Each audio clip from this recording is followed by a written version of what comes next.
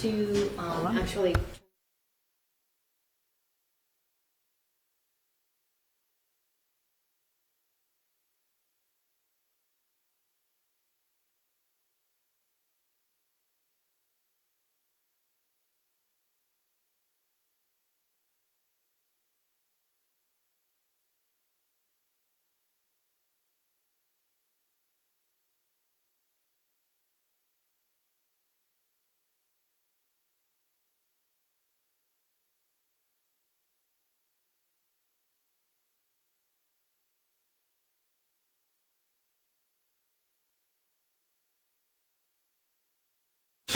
So we have to do that. And because our insurance company requires that all new systems be have another level of security. So every time two-factor authentication. Factor in. So this is what this security is. So I'll just have to keep moving this and not like Cool. Great. A little job. Yeah, It's good job, security, Patty. Yes, I know. Keeper of the mouse and Mouse, the mouse wiggler. tokens. All right. Well, good evening. I'm going to call Select Board meeting to order Monday, October 28th. Michelle Pryor, joined by my colleagues John Fallon, Anthea Brady, Bill McGonigal, Mike Bentoncourt, and Town Manager Beth Rudolph. So we have a pretty full agenda this evening, some presentations, and we're going to start off with some acceptance of donations. All right. I move that we accept with gratitude a donation of $1,000 from Paul Manganaro via the Cummings Community Giving towards the memorial for John J. Sullivan. All those in favor? Aye. Aye. Thank you. I move that we accept with gratitude a donation of $50,000 from the Winchester Basketball Association to the town of Winchester to go towards the overall cost of the Winchester High School gym renovation. All those in favor? Aye. Aye. And I move that we accept with gratitude a donation of $25,000 from the Winchester Sports Foundation to the town of Winchester to go towards the overall cost of the Winchester High School gym renovation. All those in favor? Aye. Aye. So thank you to those, to the Manganaros for the John Sullivan Memorial. We had a nice dedication last Wednesday, good turnout, and our state delegation was there, and also to the Basketball Association and the Sports Foundation for helping to support some significant renovations that we hope to pass at town meeting and get underway in the new year to not just the basketball court, but bleachers and wrestling and all the things. So we're very grateful for those donations. Okay, so next up is the town manager's report. Thank you. I'll start off by two appointments this evening. First, in accordance with Section 4-2B of the Town Charter, I've made the following regular full-time promotional appointment in the Department of Public Works of Jason Doyle to Water, Sewer, Heavy Motor Equipment Operator. And I request the board vote to waive the customary 15-day appointment period. Right. Move that we waive the 15-day waiting period for Jason Doyle, DPW Water Sewer Heavy Motor Equipment Operator. All those in favor? Aye. Aye. And the second appointment, in accordance with Section 4-2B of the Town Charter, I made the following regular full-time appointment in the Department of Public Works of Leonard Jackson to school custodian, and I requested the board vote to waive the customary 15-day appointment period. All right. I move that we waive the 15-day waiting period for Leonard Jackson, school custodian. All those in favor? Aye. Great. I vote yes. Thank you. Great. And just a few other updates this evening. First up, we have 2 vaccination clinics that our health department is holding. The first one is the last of the public flu clinics.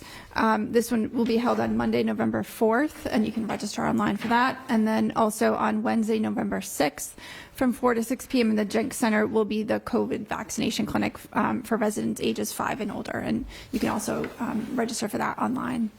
Also, our health department is currently conducting a public survey to help us determine how we will be using our opioid settlement funds, which is part of a national settlement program. Our community is scheduled to receive funds over the next 5 to 10 years related to that settlement. So you can find that survey on the town's website.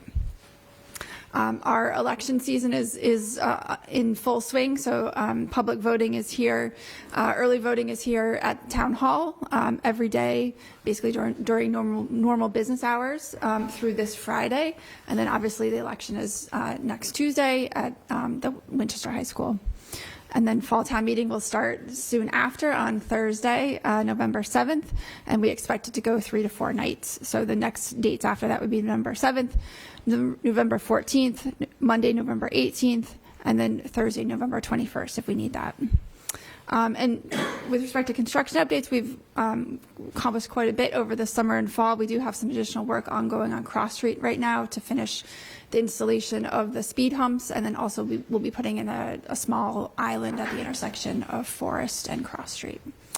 And I think that's really it for this evening. Thank you. Okay, thank you. Is anybody here for public comment on any topic that's not going to be part of our agenda? If so, please raise your hand or come on up. Okay, seeing none. Next up, we'll take up senior circuit breaker. So, Mr. McGurl, come to the table. Good evening. I'm sure you know him, this is George Nowell, Chairman of the Board of Assessors. Hi. Mr. Chairman? With the circuit breaker, people have to qualify based on the state income tax, and then depending if they do, they can come before us to receive an additional exemption off their taxes. It's your vote as to what they get, though. The maximum allowed by state on your income tax is $25.90. You are allowed to do roughly any percentage of that $25.90, up 50% up to 200% of it. Last year it was a $1,200 adjustment from the state. I'm not really sure why it jumped to $25.90, but it did through the state. So you can do anything from 50% of the $25.90 up to twice that. The only thing I caution you with is, once again, if we put it up, if you were to double it, and I don't know what can happen because I don't know what other people's income tax will be next year, they may not qualify for anything, circuit breaker or this. So they could get a little bigger hit next year than they would normally expect, because this isn't going to happen every year for them. It really depends on what their income is each year. So it's your call. It's no vote by the selectmen. I'm assuming no call by the assessors. It's a percentage of $25.90, whether it's 50%, 100%, 150. It's your call. Like I said, last year there was $1,200. You voted double it, so people got $2,400 off their taxes. I will say their income, the value of their home can exceed $1,025,000, which is roughly a $12,000 tax bill. So if you give them the full $25.90, it's 20% off their taxes right there. So I'll leave it to you guys to decide what you want to do, but anywhere the combination of $25.90, and we have about 20 people who qualify as well. And the 20 people that qualified last year, we expect a similar number this year, I think, was in the memo? It is 20, yes. Okay.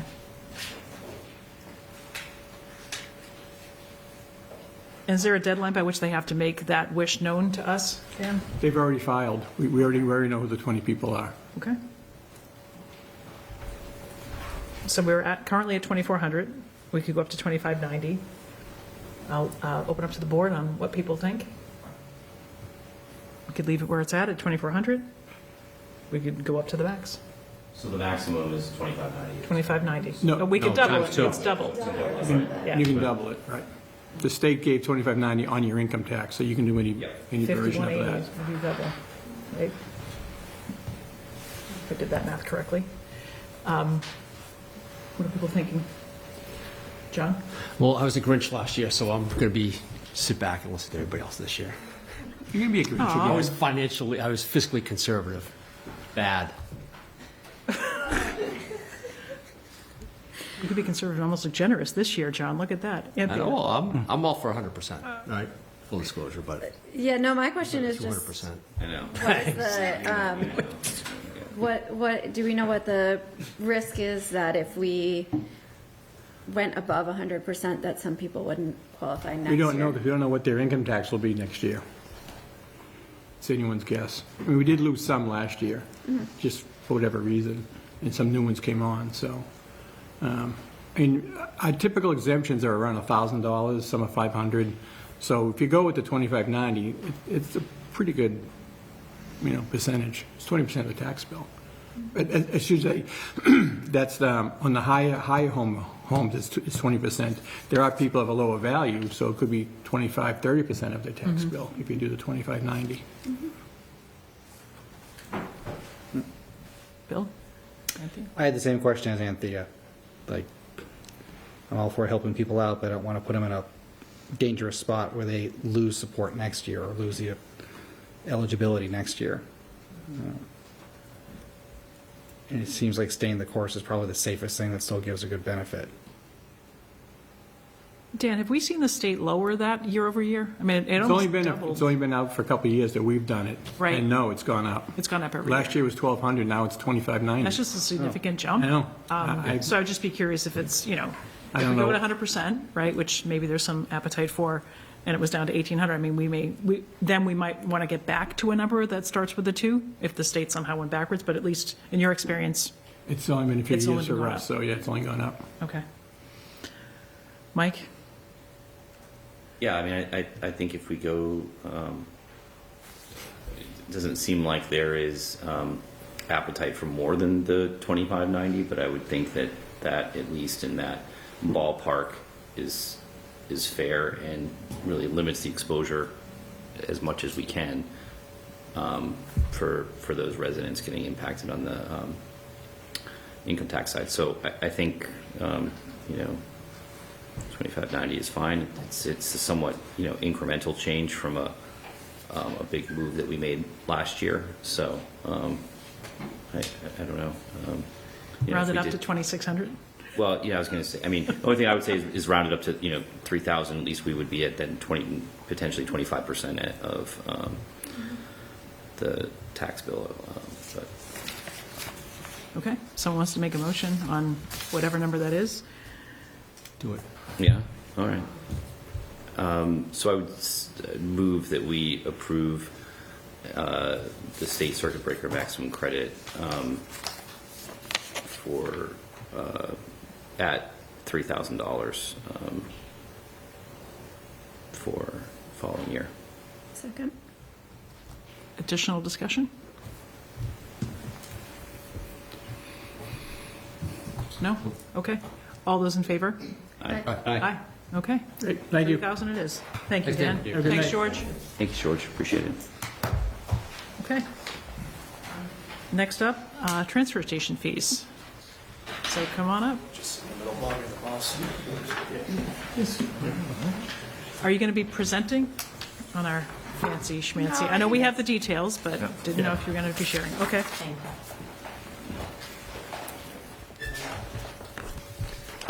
So every year, we kind of do this analysis where we look at revenues and expenses. The train station doesn't run as an enterprise, but we kind of look at it as if it did. So in your packet is a summary of the revenues based on the permits that were sold starting in calendar year 24. So we have rates that go into effect January 1st. And last year, we also increased the commercial rates by $5 a ton starting January 1st. So those are factored into kind of the revenue summary. We projected out a full year at that increased revenue. And then the expenses, which, I don't know, Leanne, if you want to just kind of run through. We have the operating budget, and then we have some additional pieces that are included. So the operating budget, including salaries and expenses, is $2,121,920. And the line items below are the indirect costs that we call. Employee benefits have been estimated for years at 30% of the salaries. The energy line items in the energy budget that relate to the transfer station, which would be the scale house. The tipping building. The tipping building. The tipping building, yep. The tipping building, scale house, the dog pound, even though it's not really a transfer station building, it's on the site. We do use fuel there and electricity at the dog pound. In addition, we have diesel costs for the tractor and the trailer, not the trailer, the tractor and the cat. The front end loader. Yep, The John front Deere end now. loader. Yep, John Deere, sorry, I'll never say John Deere, it's always cat. And then we have administrative expenses that we do every year to a portion of the town clerk's salary, the treasurer, and the health department. A portion of mine and Bob's salaries, as well as a clerk who works in the transfer station, invoices, etc. And then the garage repairs to the vehicles that we do in-house, if it's small enough to do in-house versus sending it out. garage labor and equipment, it's, an estimate, outside tractor repairs, as well as the general insurance costs for the site. Stacy's looking into getting an exact figure, but 5,000 is a little increase based on a couple of years ago.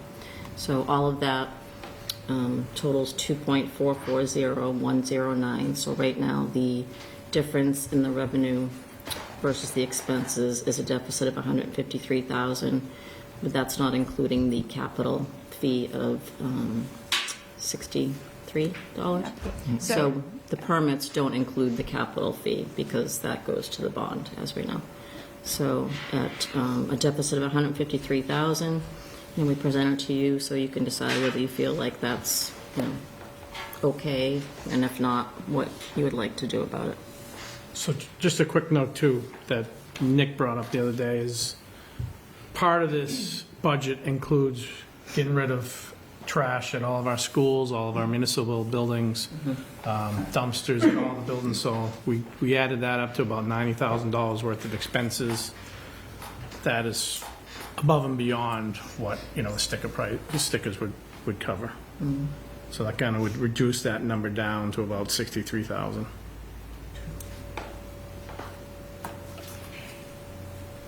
Leanne, do you know, or Bob, I don't expect you to know like off the top of your head, but over the last 5 years, as the price has gone up, how many permits do we have for the first car and for the second car? Are we seeing it go like this? It's sort of the idea of price elasticity. Like, wow, this is We've lost a couple. I want to say probably less than 30, 35.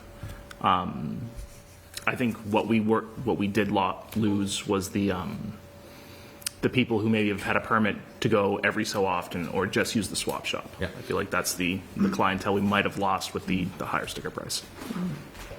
Thank you. Yeah, I pulled up what you presented last year, so it looks like the second permits are where We lost. A little down, the, yeah. from what was last year. That went from 20 to 30, that was a $10 increase. And that, if you're saying it's like $63,000, I think that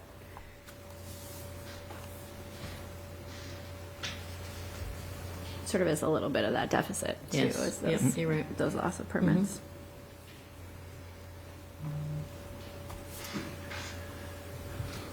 So Leanne, I'm just going to maybe ask about revenue on Sure. the recycling revenue as well, projections. Obviously, you have multiple years of experience.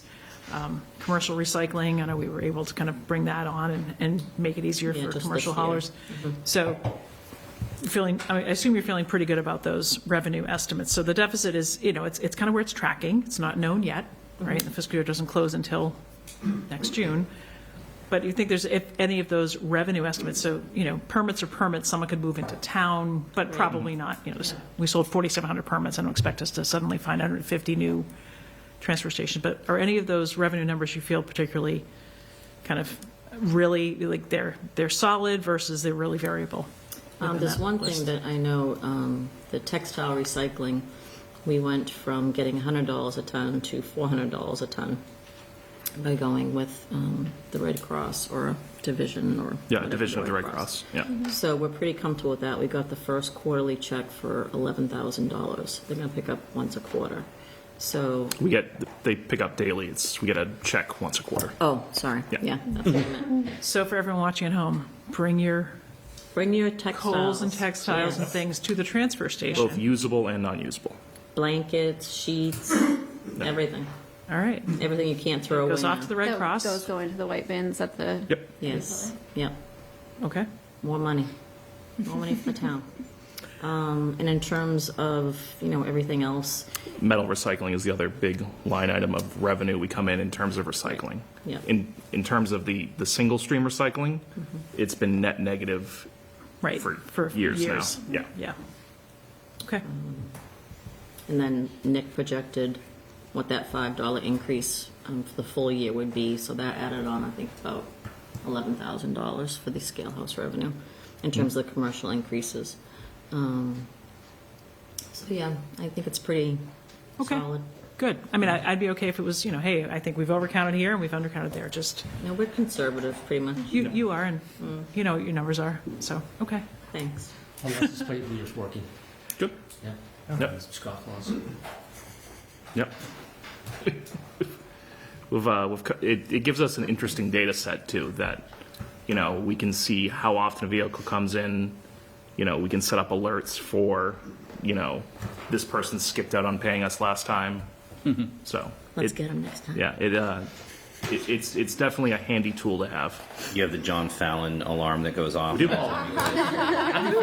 He likes the Swap lamp. shop, get out. Yep. No more stuff at my house, please. God. It looks like there's a big increase in commercial hauler permits. Is that accurate? There are like 2 for 2023. I wouldn't say that, but I think it's just the way the vehicles are counted. Yeah. So, yeah, those are handled, I think, by the health Board of department. Health. So, Yes. yeah. So we have 25 original stickers. So the first sticker, and if someone has 10 vehicles, those would be the second vehicle. So that's all in that revenue, but I didn't include the number of second permit okay. vehicles. Yeah. And That's it's- mostly the 340 is the big part. Right, and moving over to the new license plate reader software, kind of maybe the reporting on the back Yeah. end is a little bit different than how we did it Yeah, in it the past, is. because A now it's little all bit, being yeah. entered through that software. True. Makes sense. The one thing I did want to mention, because I know that the health director had mentioned it to me, so the Winchester-based business permits, those have historically been the same price as the residential permits. Last year when we voted the permit increase, we neglected to increase that one, and so we've been charging them at what the prior year rate was, and I think to be fair, Yeah. we'd like to have the board vote To line those up. to line it up. Yeah. Yeah, because they should be paying. It was 292 before, so that's a Yeah. big thing. Yeah. And we have that number, I assume. Does John have that number if we want to make that motion tonight? So On the, that? Okay. yeah. It's 292 to 340. 272 for the permit and then $63 for the capital fee. Oh, right. So he has the same numbers that voted on for the residential, he has those. Okay. I mean, that's not a huge number of permits, No, but it's it not does gonna- make sense to, if we sense of being increased fair. one, to keep Yeah. them Yeah. at the same level? Right, exactly. Okay. Yeah, it didn't add up to much, but yeah, I agree. The only thing that is needed for that is when you want the start date, once you decide that, once you're ready to. Yeah, I think we just make it January. January 1st, yeah. Yeah. Okay. Okay. So is the consensus that we're going to keep the residential sticker fee and commercial fees the same as they were for January of 2024, starting January 2025, or do you want us to look at any scenarios for increases for any of that?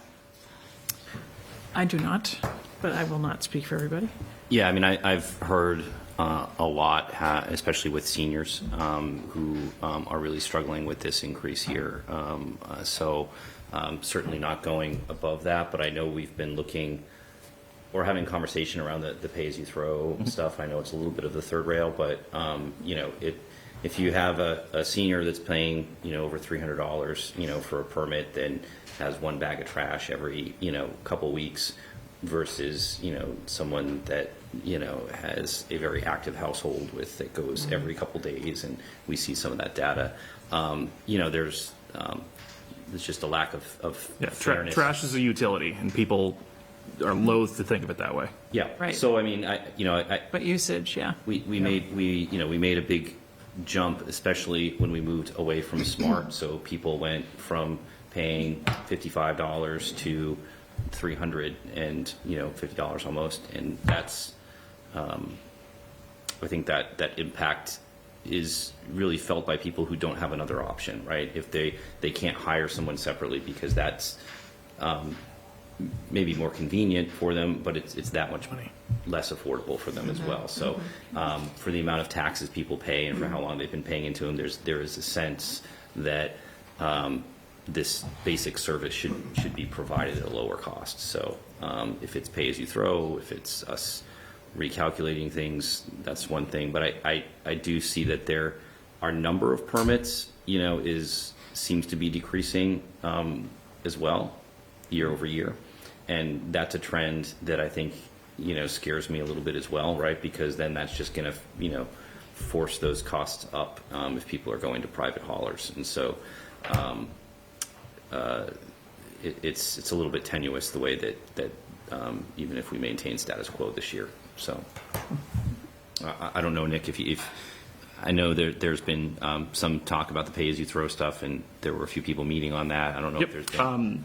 So, once we get some solid recycle pricing, I think it, whether we revive that pay-as-you-throw group that we had or put together a new pay-as-you-throw group. But we've got solid disposal pricing for the next 5 years. Once we get some solid recycle pricing, hopefully in the next couple of weeks, Yeah, November 12th, we're getting some prices in. that I think it's something we should consider. We also have a couple grants in for consideration right now that we're hoping that will, one of them has the ability to really drive down the price of the sticker. Okay. We'll know that when, you think? Spring. Sorry. Okay. Yeah. There's another one that we have that I'm hoping that we'll know this week. Okay. Okay. Anyone else thinking of increasing fees at this time, other than that one exception of commercial-based businesses? Anthea, Bill? No, not at this time. Looking at the history, it does seem like it's jumped up kind of drastically every couple of years. I'd like us to keep a closer eye on it, just so maybe we could do more incremental increases if they're necessary, or hopefully not. I think that largely has to do with our disposal contracts. Does it? Our previous disposal contract was in the 60 range. Yeah. We went out to bid, and it came out in the 90 range, so a 50% increase. And, Yeah. So that's beyond our control. Yeah. And we're just dealing with. Recyclables too. it's yeah. the state of Massachusetts, isn't permitting any new landfills, any new burn plants, that everything's getting tight up there. We went from $25 a ton for recycling 2 years ago to $100 a ton. Trash is expensive. Yeah. Recycling, too. Recycling is expensive. Yes. Yes. Recycling is almost as much as solid waste right now, by $5. And we have had conversations in the past about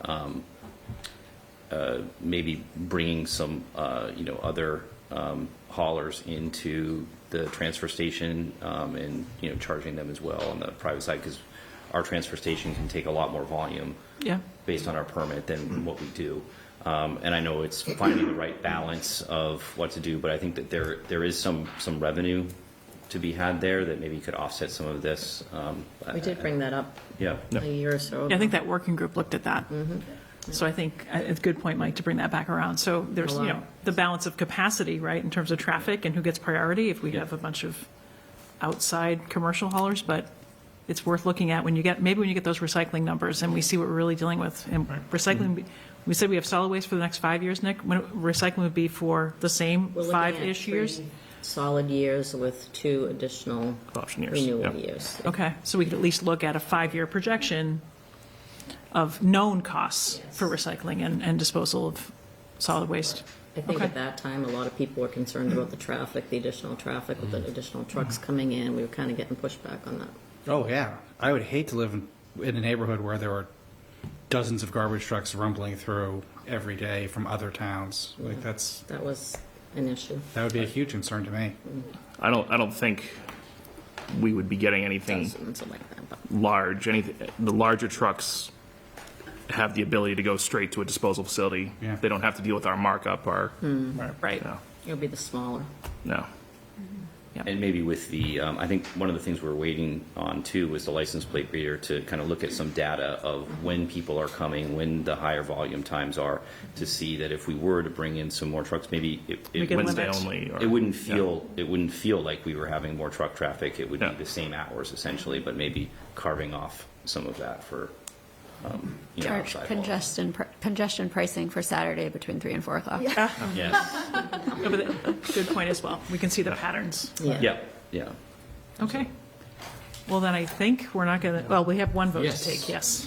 All right, I move the select board increase the Winchester-based business permits to $277 for the transfer station fee and $63 for the capital fee, for a total of $340 beginning January 1st, 2025.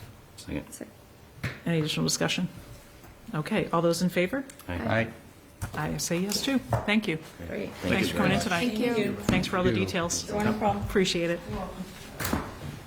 Okay.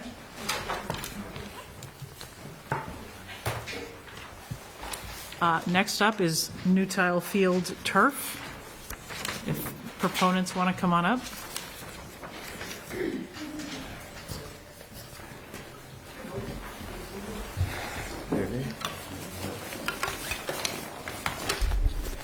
And as Patty gets that set up, and when you're settled, if you could introduce yourselves, maybe where you live, just for the record. Yeah, sure. We'd appreciate that. I can start. Chris Gannon, I live at 65 Mystic Valley Parkway. Okay. Eric? Eric Harstead at 28 Ledyard Road. Okay. So Eric will lead you through the slides. I'll give you just a quick, background on baseball. So Winchester Youth Baseball and Softball has over 600 players involved between baseball and softball. Since I've been on the board, over 6 years. I guess I've been president for going on 3 years. I drew this short straw on that one. But, we've always been trying to improve things, right? So whether we're adding programs, bringing in outside experts, so to speak, coaches, teach the kids, changing formats, all these things, we're always pushing it. We push it every year, and we're going to continue to push it. One of the biggest things, and this is a step in that direction, is sort of field conditions. So back in 2022, I helped coach a team that went out to Crown Point at the 10U Cal Ripken World Series. And I just saw there that they had 3 fields very similar to new tile, and they all had turf infields and grass outfields. And I talked to the folks there and, about that pretty big investment. And they said that it's probably one of the best investments they've ever made. They wouldn't be able to host a tournament with grass fields. It's too much upkeep. It'd be extremely hard. So played there for a whole week. It was a good experience. And I just saw how valuable it is to have a turf infield. We've never at baseball canceled games because of the outfield. We've always canceled because of the infield. There's puddles either at the plate or on the mound, in the field. They're everywhere. And at the end of the day, it's like volunteers that come in there, and they take time off from work, and we try to fix it as best we can. But things get canceled. Baseball goes from the end of April up until August. So the spring season ends of April, and it ends right at the same time as school. And then summer program typically starts a little bit after that, and then runs up until the first week in August, and that's it. So you're talking a very, very small amount of time to work with the kids. So every rain out really hurts. There's field space that's not always available. So, if we get a couple days in a row, we run out of field space. And, we have people bumping up against each other, and we just have to get things in there. And we get it done, but turf infield would dramatically help us in terms of having a field that we know we can always play on. I think we could potentially start the season earlier and have more games that normally would be rained out. I mean, it rains, and with the weather nowadays, I feel like we're a tropical, it goes from arid dry to pumping rain, and it always happens at 3 or 4 in the afternoon. And everybody's always emailing, are we going to play? We're going to play. And normally we have to cancel it just because the infield is a mess. We've put in a significant amount of money to upkeep those fields. The better they are in condition, the better they can handle water, but it's just, you're almost pushing on a string at some time. We reinstalled what I call reskin. So reskinning is when they come down, they laser grade it, they flatten it, they make sure it all goes in the right space. It's $30,000 the last time we did that. We did Field C, which is the one with the lights, the one we're talking about. We did that back in 2021. It was roughly $30,000. We did Field A back in 2018, roughly like $25,000. Those are those are old numbers. I bet if I went to Sports Field Specialty, who does that for us, it would cost like $35,000, $40,000. Everything is so expensive. So again, this is an effort. I want to think long term in terms of how we're spending this money. Field C is in a really bad shape. Look, I grew up playing on really bad fields. It's just it's not something that it's a privilege to play on a good field, but it's just, again, like I said, what we're trying to do here with the program is constantly improving, both in the coaching, in the play, and on the field conditions, and if we can maximize that. So, the effort here is to try to think a little bit longer term, hopefully get 10, 15 years out of this turf. I would turf everything if I had the money. I would turf the whole field, but the infield is good enough, and that'll get us playing. And then, we can maybe get to other fields at some other point. Okay. And that's the intro from the baseball side. Eric will walk you through the slides, and then we can answer any questions you have. Great. Thank So, you. thanks, Chris. So the reason I'm here is, as I've got 4 kids in the system, started out with 2 girls at softball, and I've got 2 boys at baseball. And so I've experienced it all, I've seen it all. I work in town here for Moriarty. I deal with construction on a routine basis. So Chris grabbed me and said, hey, I need someone that can actually handle this, can see this project management through. So that's where I'm kind of in. So here, just to reorient everyone, we're talking about backstop and dugouts for Field A, which is pretty much a basic requirement. They're really old. They're not working. So we want to replace the backstop and dugouts on Field A. You can see it down the bottom left picture, even the top right-hand side of that backstop is starting to fall apart. It's rusted. It's in rough shape. The dugouts look like dog pounds. Like, where'd you put dogs? They do kind of look very bad. I mean, to say it nicely. So at the bottom, you can see we'd like to have, backstop similar to what's shown in that proposed picture in the middle. And then on the far right is basically showing if we put just a typical roof on it. It's just basically for the sun. I mean, it's not even for the rain, it's for the sun.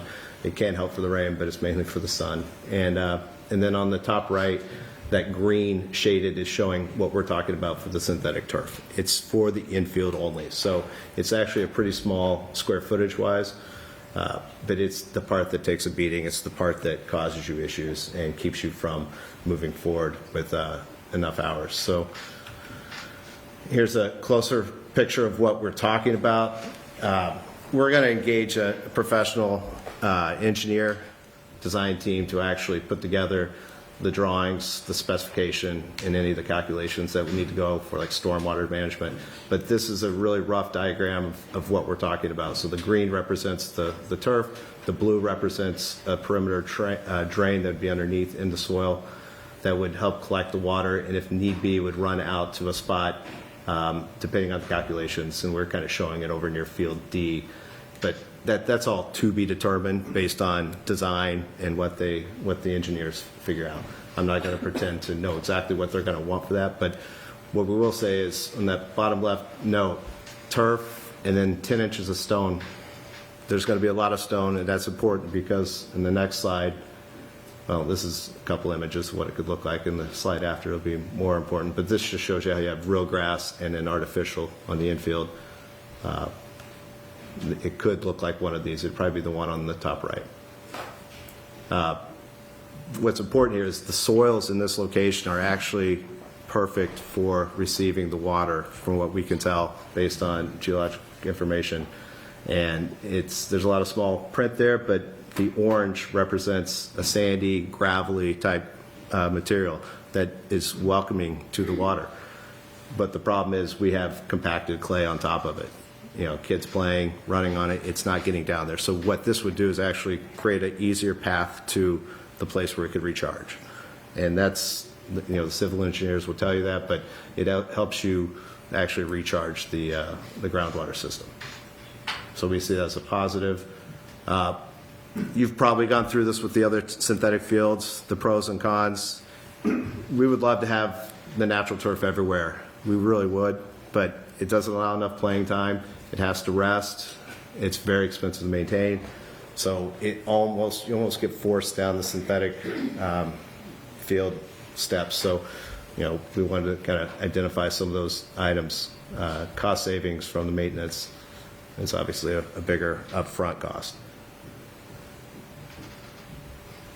This is the slide that kind of shows, on the bottom right, you've got the turf, you've got a little sublayer, and then basically your recharge storage area below. That's going to hold the water and allow it to make its way into the soils below.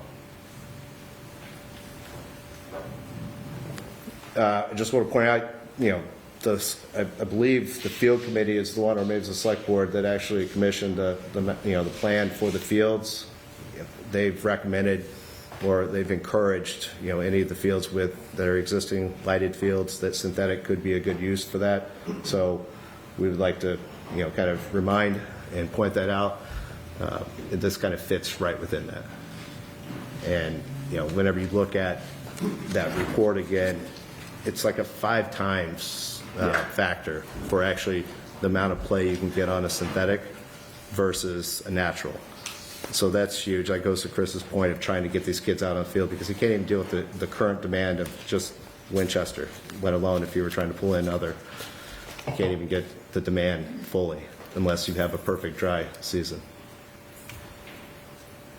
The steps, this is where I really come in, is I want to make sure this, the construction piece and the approvals beforehand go smooth. So this is the initial review with the select board. You guys are the owner of you're in control of the fields, and we want to get your permission to actually do this. So then, after we get kind of our informal approvals, we'll go out and engage an engineering firm. I think we potentially use Nezra. They do this all the time. But there are others we can engage, get the drawings, then we'll actually go in for formal approvals. Then we'll start the bidding process, hire a contractor, and then we'll start the construction. We'll manage it. This will be done with very qualified local contractors, and I'm going to be managing it. So I feel comfortable in running that, and I'll be in contact with the town however much they need or feel is necessary.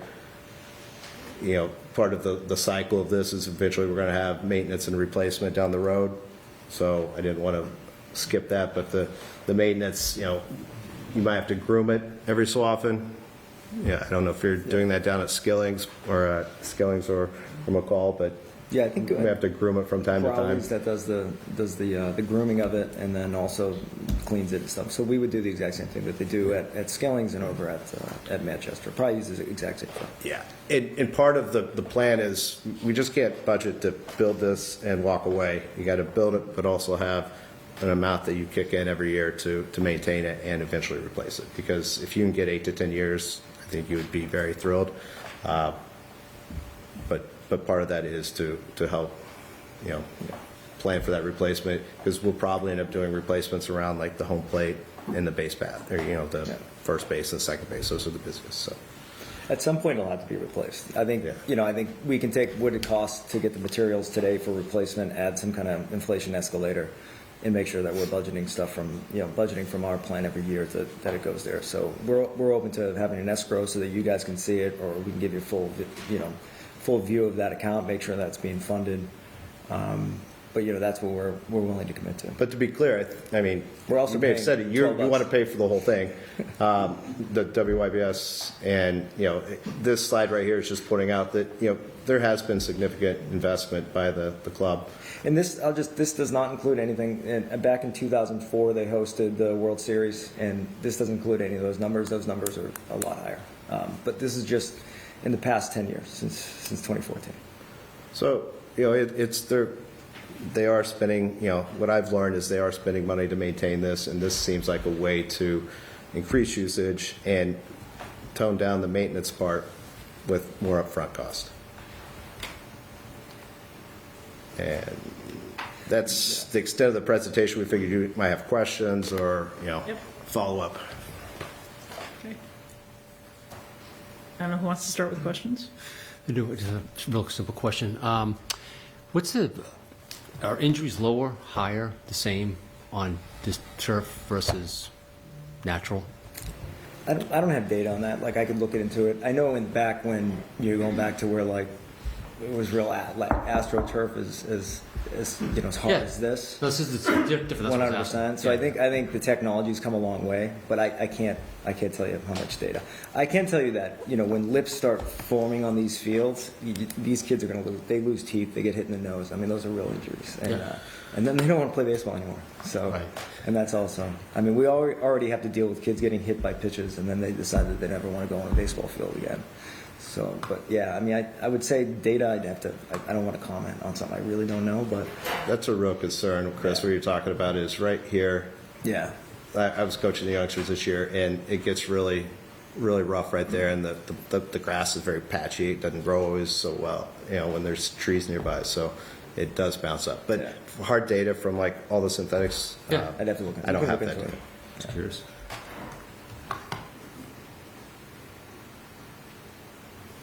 Who wants to go next? I've got some. I'm going to wait. I was at the fields meeting where this was discussed. I don't have a lot of questions. Mainly, I think you had a slide, or maybe it was in the packet that we got, of just like what are the sort of, you have to go through Concom and some of those Yes. steps. Yeah, that's, Whether there's anything Yeah, that's related kind to of- that are you're prepared for or concerned about. So, Eric, have you, so I've reached out to the Conservation Commission, and they said, listen, the thing we want you to definitely check on is we're doing more work out there, make sure that if there's any overlap or coordination needs to be done, to make sure we're not infringing on that, which is a good thing to think about. And if there is something that we could potentially tie into because of the work they're doing, maybe we could, coordinate in that respect. But that was the only feedback I've received so far. The field committee has been positive. They've submitted to the select board. So we've reached out to the neighbors, so the abutting neighbors have all received letters from us, and with like my email, my contact information. I haven't heard from any of them yet, but that's been done too. Joe? Oh, pardon me. No, no questions at this time. I would just echo the memo from the Field Management Committee had a number of bullet points there of things just to consider and work on Yeah. before you come forward for your final approvals. And Yeah. all of my questions pertain to those same bullet points. Yeah. So you already know them, and I trust you're already working on them. Yeah. And as far as preliminary approval, I like the idea. Yeah. And I hope that everything's lined up and ready to go, so final approval is nice and smooth. Thanks, Michelle. Thanks, guys. This is a great presentation, and I really like the hybrid concept that you guys are using there. Seems like it's going to be much better on the maintenance side, and much less of a physical impact on the kids. And the turf has come a long way. I know even when we replaced the turf at Manchester, we invested quite a bit in kind of the cushioning underneath, and to make it so it's not just the old school rolling out the AstroTurf on straight concrete. So it's great. My other question on the drainage side of it is, do we have a holding tank underneath field A? We do? Okay. Yeah, if you go back to the. Maybe you can go to that now. Yeah, so we did about a $3.5 million drainage improvement project maybe 7 years ago, primarily in that. Through here, right? Under that. Okay. So that doesn't whole impact outfield. any of the drainage? Yeah, I mean, there are large drain lines that go through here, so obviously we'd need some close coordination to understand how that would all tie in. That was one of Grass the concerns. usually looks a little bit staff better had. than that. What's that? I'm just looking at the grass there. I'm like, what's going on? But it usually looks a little better than that. 2020. There's a couple like. Yeah. But it sounds great to me. Thank you. Just had that one question. So thanks, stay guys. on this slide if you could, because Sure. I have a couple. So the backstop and dugouts on field A, Correct. right? That's a little red. Placing area. dog cages with things with shade. Is that sort of, are you looking for approval for both things, right? We heard a lot about field, but Yeah. would you Both. proceed with backstops and dugouts if you still needed to fundraise with the infield and the I'll let him turf? speak. Yeah, priority is the turf, and then as much as I really would like, to do both a backstop and both dugouts, I think that's what if we couldn't afford that would drop first, and then we'd have to wait for next year. Okay. It's like, in fact, I mean, it's crazy, but it's 20, like just for chain link dugouts, like Eric showed, 20 a dugout, my guess, and 40 a backstop, is what I've gotten from a couple people. So then I sort of have questions around access to where that is. So Mahoney's property is kind of along field C, right? And it Yep. wraps around, so the trees and the greenhouses. How would you be accessing that field to do the work? Would you be dragging equipment across field D or So- C? Yes, good question. Obviously access through the parking lot, and there is a double gate right here. That's your best access, and that will allow trucks to drive through to get into the space. And That- we've that is factored the in. space right there. There is space to get. There's a double gate right here, and then double gate right here. Yeah. Like So that. you'd be returning the outfield to its condition or better if it was Yeah. disturbed. I'm just picturing like wet Yeah. and We've- tire we've- tracks yeah. and We factored tearing in up that the to outfield. It's been factored into the cost, so I'd be surprised if we didn't have to replace some of the turf in the outfield. There's also a sprinkler system that's there, so some of that has to get fixed. So the infield one would be removed, I would assume, though the guy that does it tells me that you actually need to water the turf infield. I'm not sure if he's just trying to get me to spend money on it, but anyway, the outfield one would need to be done. But like that outfield one is really old, and I wouldn't mind having it done over. So there's some money factored in there. Again, if we don't have to do it, we're not going to do it. If the grass is in good shape, it usually bounces back pretty quick, but that is in the cost. Okay. That's in our plan, at least. So there's two more questions. So you talked about having an escrow account and cost to replace. How do you plan to come up with another 1 point something million in 10 to 15 years? So the way that In we addition to all the yeah. maintenance that you're going to have to do. Yeah, so the way that we had the cost broke down, and again, the numbers that we saw, I'm going to say like around $250,000 with what we have, right? I think of that, about 85,000 it's about 75,000 is the cost of the actual turf itself. So most of the cost comes from the construction, from the clearing, from all the, from everything. So if you take that number, like I said, put an escalator into it. I don't know if the number's 8,000, 5,000 a year, but that's what we would do the math on. Through user fees, through fundraising, I'm just like, how does that grow? Yes, I think that the answer would be yes. It would be from user fees. So, we have a budget, put it together. That comes out of the top line of the budget, 5,000 or whatever it is. I'll say 5,000 for now, and that goes into that account. And then if we do fundraising, and if we have to up that, that number, we can do that. So if we need to fill a hole at some point, we can fill a hole through the fundraising. But I think if we do it the right way, we shouldn't have to do that. We should be able to budget for that. And, I think the life of this would be at least 10 years. I don't know how long Manchester lasted. Beth, you may know. But, there's not going to be quite as much traffic as Skillings gets and Manchester gets. There'll be traffic. A lot of the times it gets broken down in the areas that the kids are on most of the time. So it'd be like the batter's box and the pitcher's mound. So I think we would actively replace those. So hopefully we get more than 10 years out of it. That's what I'm hoping. But we'll budget for, for the minimum amount. So if it's 10 years lifetime guarantee, then we'll budget for 10. Okay. And then my last question is related to, you talk about lost games, and I get that, right?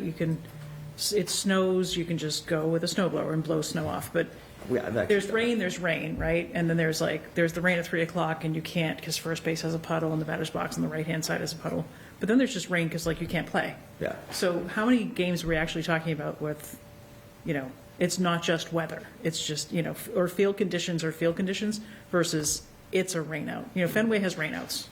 They've got a great turf, right? But there's sometimes you just can't get ahead of it. So pick a number, 3 years, 5 years, how many games are you truly losing specific to the infield versus you just couldn't play in those conditions? Right. I could tell you this year was one for us, but that's just 1 year. I don't know last year. In terms of games, and how many are we losing that we would normally play if we had a turf infield? Is that what you're saying? I would say. I would say 50 5. a season, I'd say 20 a month. I'd say 5 or 6 out of a spring season. So you're talking about, and that's for just counting Practices as well, though, right? Yeah, practices as well. And then so I would say I'd factor in 6. We have a 14-game season in the spring. I'd say we usually have 2. We've been really lucky the last couple of years, and we have a kid from the high school that comes down and actually fixes those fields up. We should have less rainouts, but now he's going off and he's playing hockey at a school, and we're not going to get him as many times. And I mean, it's constant. Tuesdays and Wednesdays when it rains, everyone's like, can Krogmeyer get to the field? If he can't get to the field, we can't play. But I would say about 4. Factor in 4 games for our major season, which is 10 to 12s. And then I would say factor in for the 8 and 9-year-olds. For the 8 and 9-year-olds, we've had issues up at Mullen Field because that holds no water. So those guys, they don't play at this field, but at least it'd be an option if we could do it. But Mullen takes nothing. I mean, that's, it could be just a quick little rain and we can't play there. So Okay. It's a lot more on those younger ages as opposed to the major age. But long way of saying, I think 5 or 6. Okay. So I think those are my questions. I think the last thing, Beth, was, prevailing wage on the work that would have to be sort of adhered to, right? Yeah, so I think there's obviously some logistics for a private entity to do a project on a municipal piece of municipal land. We've had a couple conversations with town council. I know that was one of your questions when we first started speaking about, and I think town council's here, but his opinion is that we would need to, it would need to meet the prevailing wage requirements, and it would need to move forward kind of hand in hand with the town through the design and permitting and construction process. And how exactly that all looks, I think there's a lot of conversation that needs to be, had around that in terms of who's hiring the engineer, who's bidding the project, that type of thing. But I know one of the first questions you had was regarding the prevailing wage. So the three requirements for prevailing wage, from what I understand, is it a construction? Right, this is it town land? This is it at the direction of the town? Meaning, is this a town project? Did the town vote on this? Is the town doing this, like Cross Street or anything else? So I think that's the third thing that I've noticed, that this is actually at our directive. We're paying for it. We're a private organization. And Eric's had conversations with the folks at the Department of Labor Standards, and they've confirmed that. I've seen it through if that's when you want to talk about it now. Yeah. But that's Jay, if you want to come on, join us. we don't have to talk about it now if you don't like. If we can work on it another time. But I think there's ways to get it done with prevailing wage. I think if that's what it takes. I think what Chris tried to say, he does not want to do that if possible because it's much more expensive. If I could save money, I really would. But we were hoping the town would be flexible in the interpretation we're being told by the Mass Department of Labor Standards. So. I'm not sure it's up for us to interpret. That's why we have our Yeah, lawyer too. yeah. So maybe if we want to opine, I mean, it's not up for us to like waive it. Like, oh, well, we won't pay it for this project, but we will for others. So I'm going to defer to Jay here. I've had an almost identical situation in another community, and I just don't see a way around. I mean, if we were leasing these fields for a number of years and had no municipal control over to what happened there, no maintenance, nothing, then we're in that world where we could avoid prevailing wage. Here, I just don't see it happening. I think it's a massive stretch. I mean, this is really complicated from a municipal fiscal approach anyway, because we're talking about gifts, which are awesome, and I really am not, this seems great, so I'm not trying to throw cold water, but we'd have to have a fairly well thought out gift donation agreement just for the front end money to avoid bidding and procurement. And so it would be pretty complicated. The out money, the future maintenance, I can't bind, don't have a method to bind someone to making a future gift. That's why they're gifts. So it gets a little more complicated. So the town would have to think of the contingencies as to what happens if that money doesn't happen, how that works. The other way we go is that there's just a money gift and we bid it all. And so there's a few ways to do it, but it's gonna require the threading of some needles for sure. One thing I heard there, just on the maintenance part, Chris, you've been taking care of all this, but I'm pretty sure that WYBS is doing all the maintenance and taking care of the field. So from a standpoint on that, it seems like that is being done by the club. Yeah, I think we'd have to examine, this is not, I mean, we just had a situation, as everyone on the board knows, about whether prevailing wage applied or not with respect to a significant project where we were leasing all the property almost in the entirety, and it was still a close question when there's any municipal overlap. And I take your point entirely, and the fact that they're still donating maintenance here is fantastic.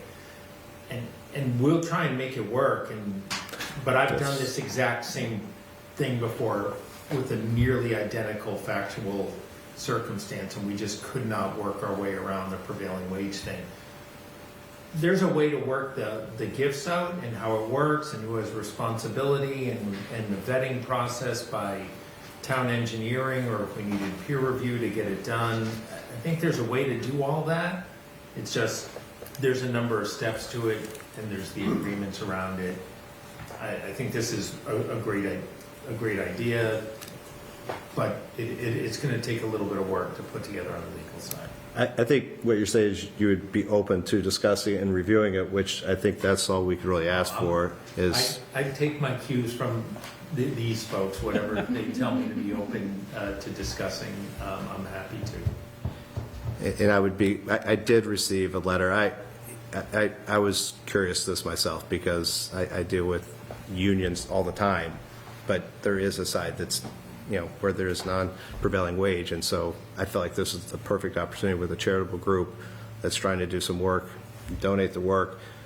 Let's make it as efficient as possible so we can actually get it done. It's expensive. So that's where I'm hoping the town can support that, get behind and say, yes, we realize you just don't have that money to spend. It's tough to just unnecessarily pay more. So that's where I'm coming from on that. Appreciate that.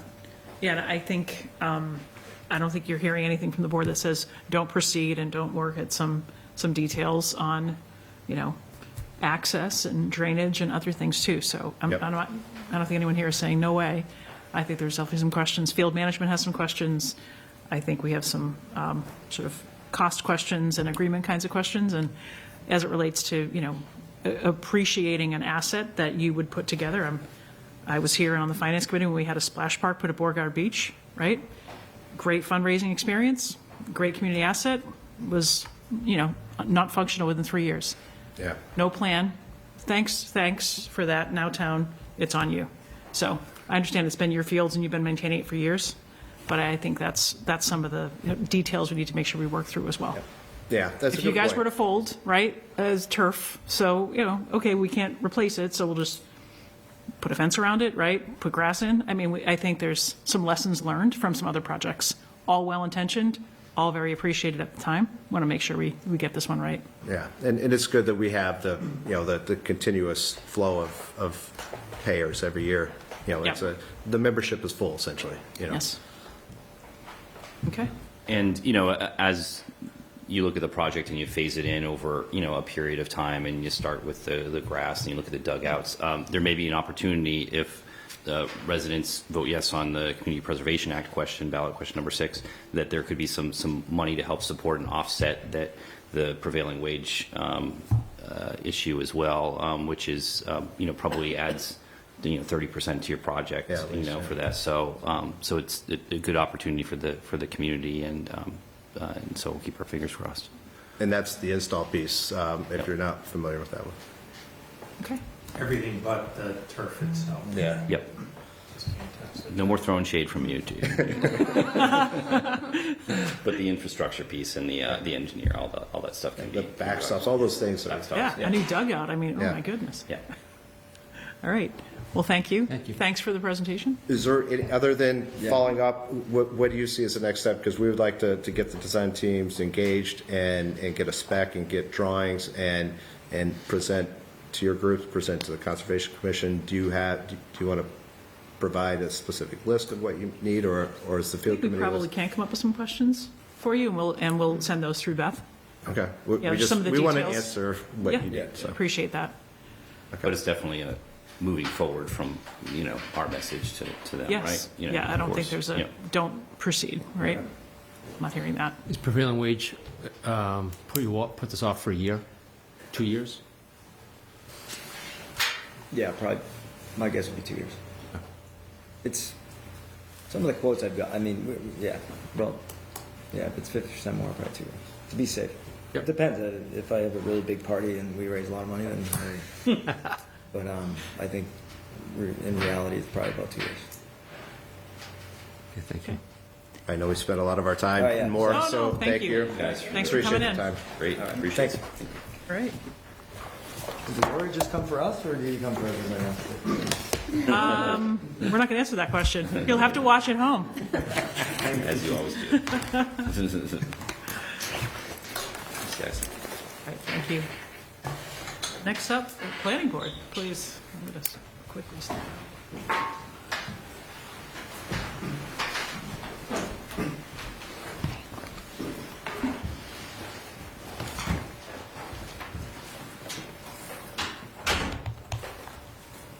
Can I keep looking at it? I know.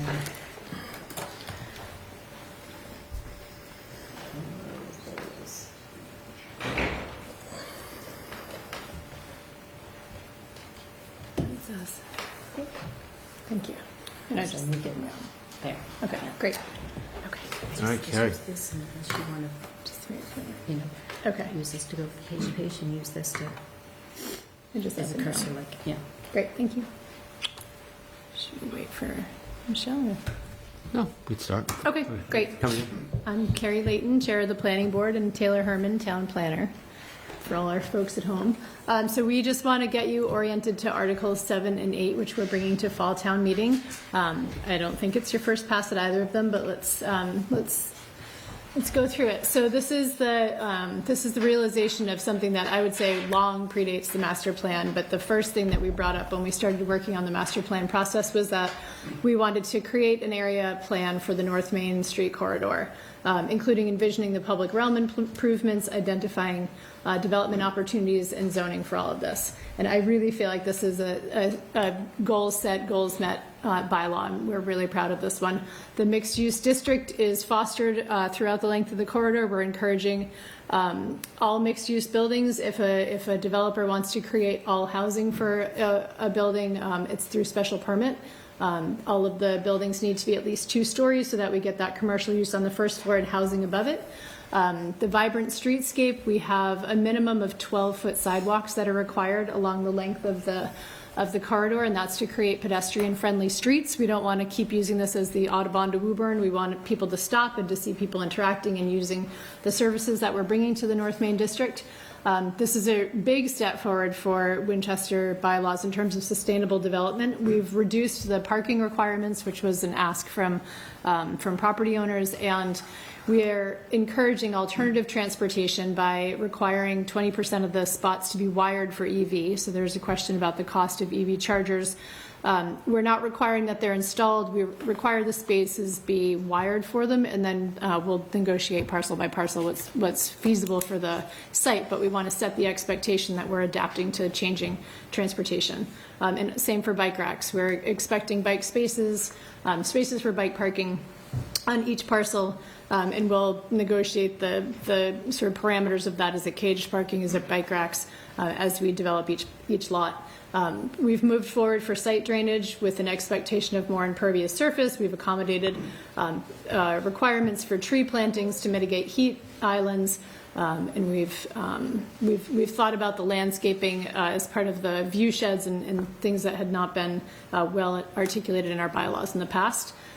We're increasing the commercial opportunities, as we talked about in the mixed-use district, and also the housing. We're trying to make sure that this is not sort of like, just a brick of housing and mixed use. We really thought about the scale of the neighborhood and how the housing that we would introduce to that corridor would fit in with the abutting neighborhoods, and we carried the inclusionary housing from the CBD all the way up North Main. So now we'll circle back to this, but the only part of the entire center business district all the way up Main Street that's not completely synced for expectations for inclusionary housing is the rounding up from the 3A section, which we're working on closing.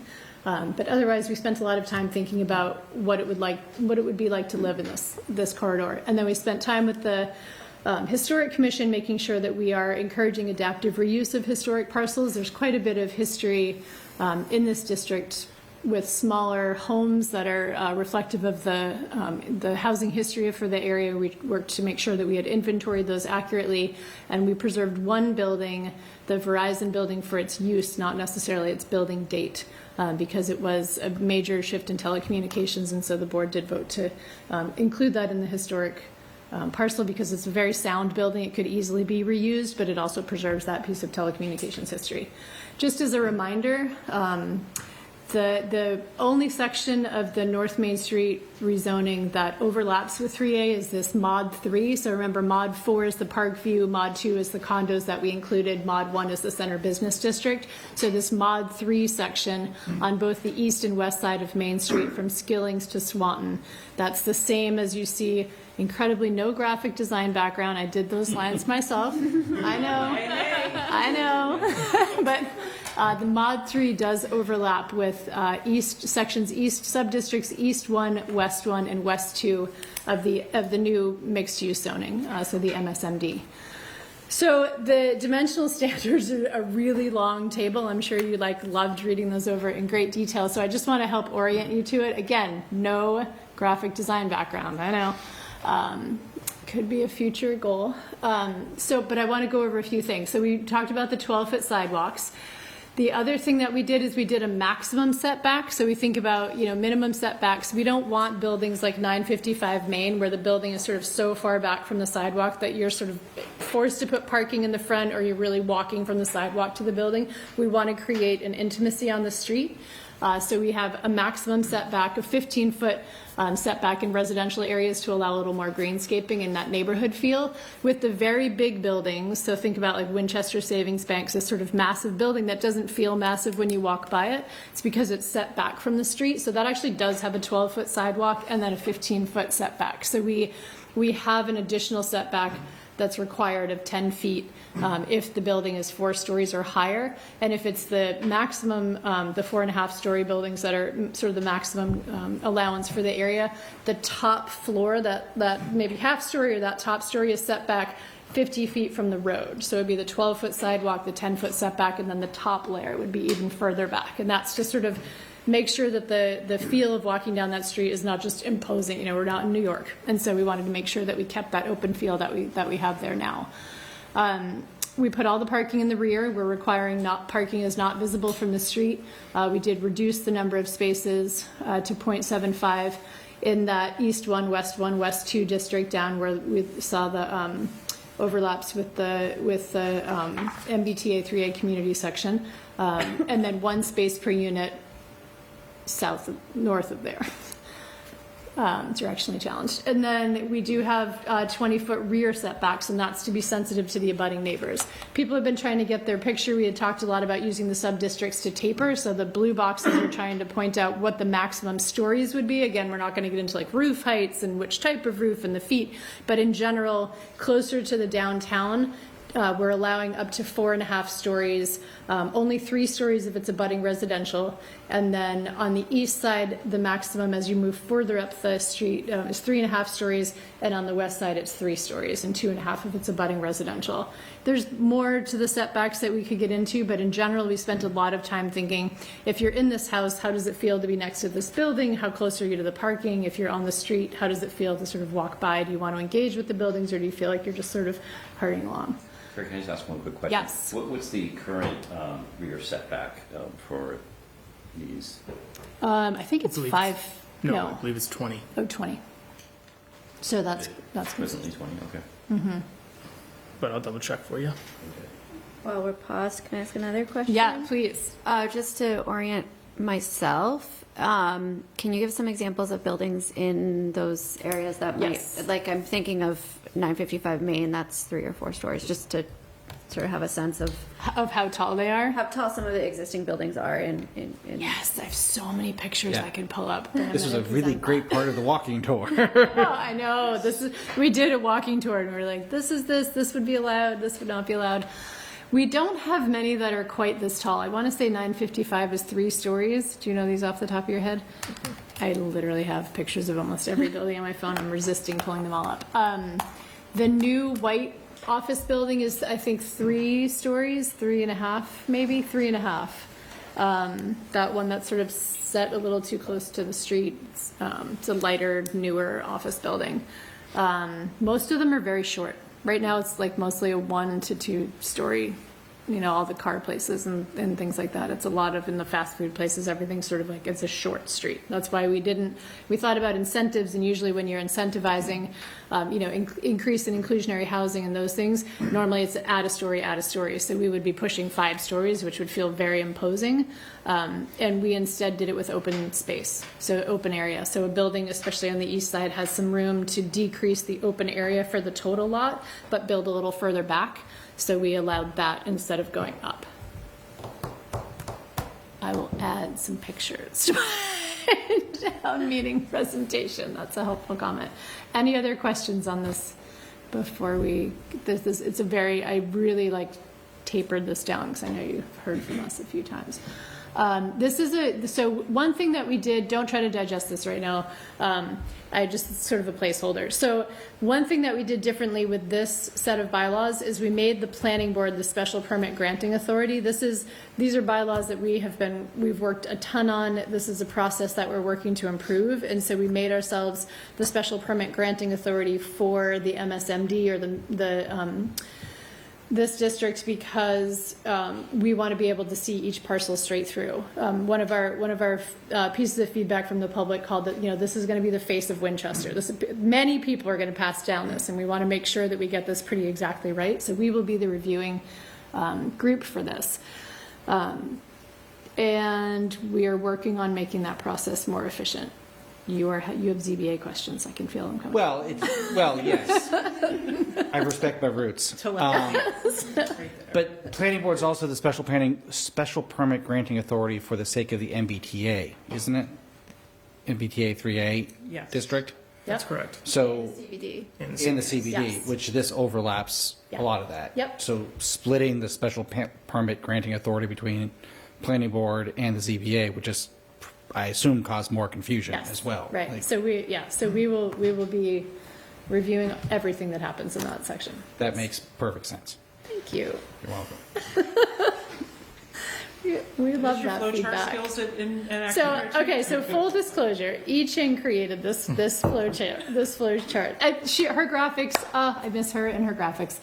So I point that out because this is a cumbersome process, and this is a process that we know is cumbersome. We're working on it. It will not look quite the same because it doesn't go to the ZBA, so it looks a bit different for this, but I put this here as the connection to Article 8. So I think first we should talk about any other questions that you have for Article 7, and then this is sort of the connection to moving on to ADUs. Is 155 days, is that optimistic? Is that current, that's 6 months almost? So again, this is sort of like worst case scenario. This is the point of this particular chart is to sort of be like, worst case scenario, this thing takes like 6 months. So we are working to shorten that. We're working to sort of have things submitted in sync and promising sort of deadlines for feedback to be submitted. And this is it's not a problematic process. It's a complicated process. And we are eternally working on it, and we will be visiting And with it 3A, soon. if this passes in the fall and 3A passed in the spring, 135 days with 4 separate meetings on the right, 155 days over here on the left. A MBTA 3A development in the CBD in January, someone pull plans, like not at North Main, but between Skillings and the Rotary. So 3A could be pulled today. 3A is Right. approved. With this process, is the timeline comparable? No, the MBTA 3A is by Faster? right. So it's much shorter for 3A. Okay. There's sort of like less, sort of opportunity for, it's pretty straightforward. Reviews, You're yeah. like, here you go. This is what you're allowed to do, and it's a straightforward process.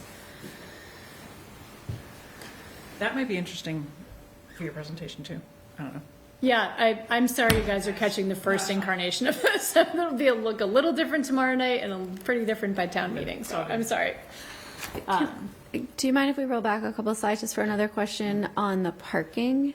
So you mentioned bringing down from reducing to 0.75 per unit.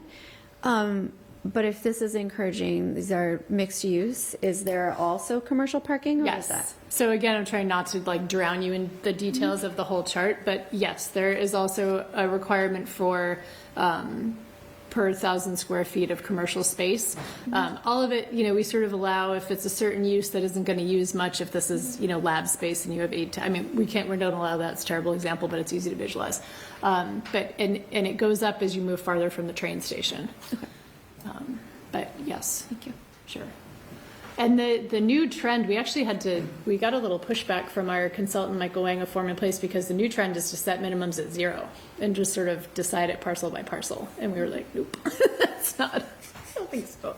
We're working there's other pieces of it. We're encouraging shared parking. So if there are 2 buildings next to each other and they can share the parking somehow, or they can share access to the parking. So instead of having 2 driveways next to each other, creating a double access point, we're encouraging negotiated easements or agreements about shared access to parking behind the building, so that we kind of streamline cars in and out of the thoroughfares.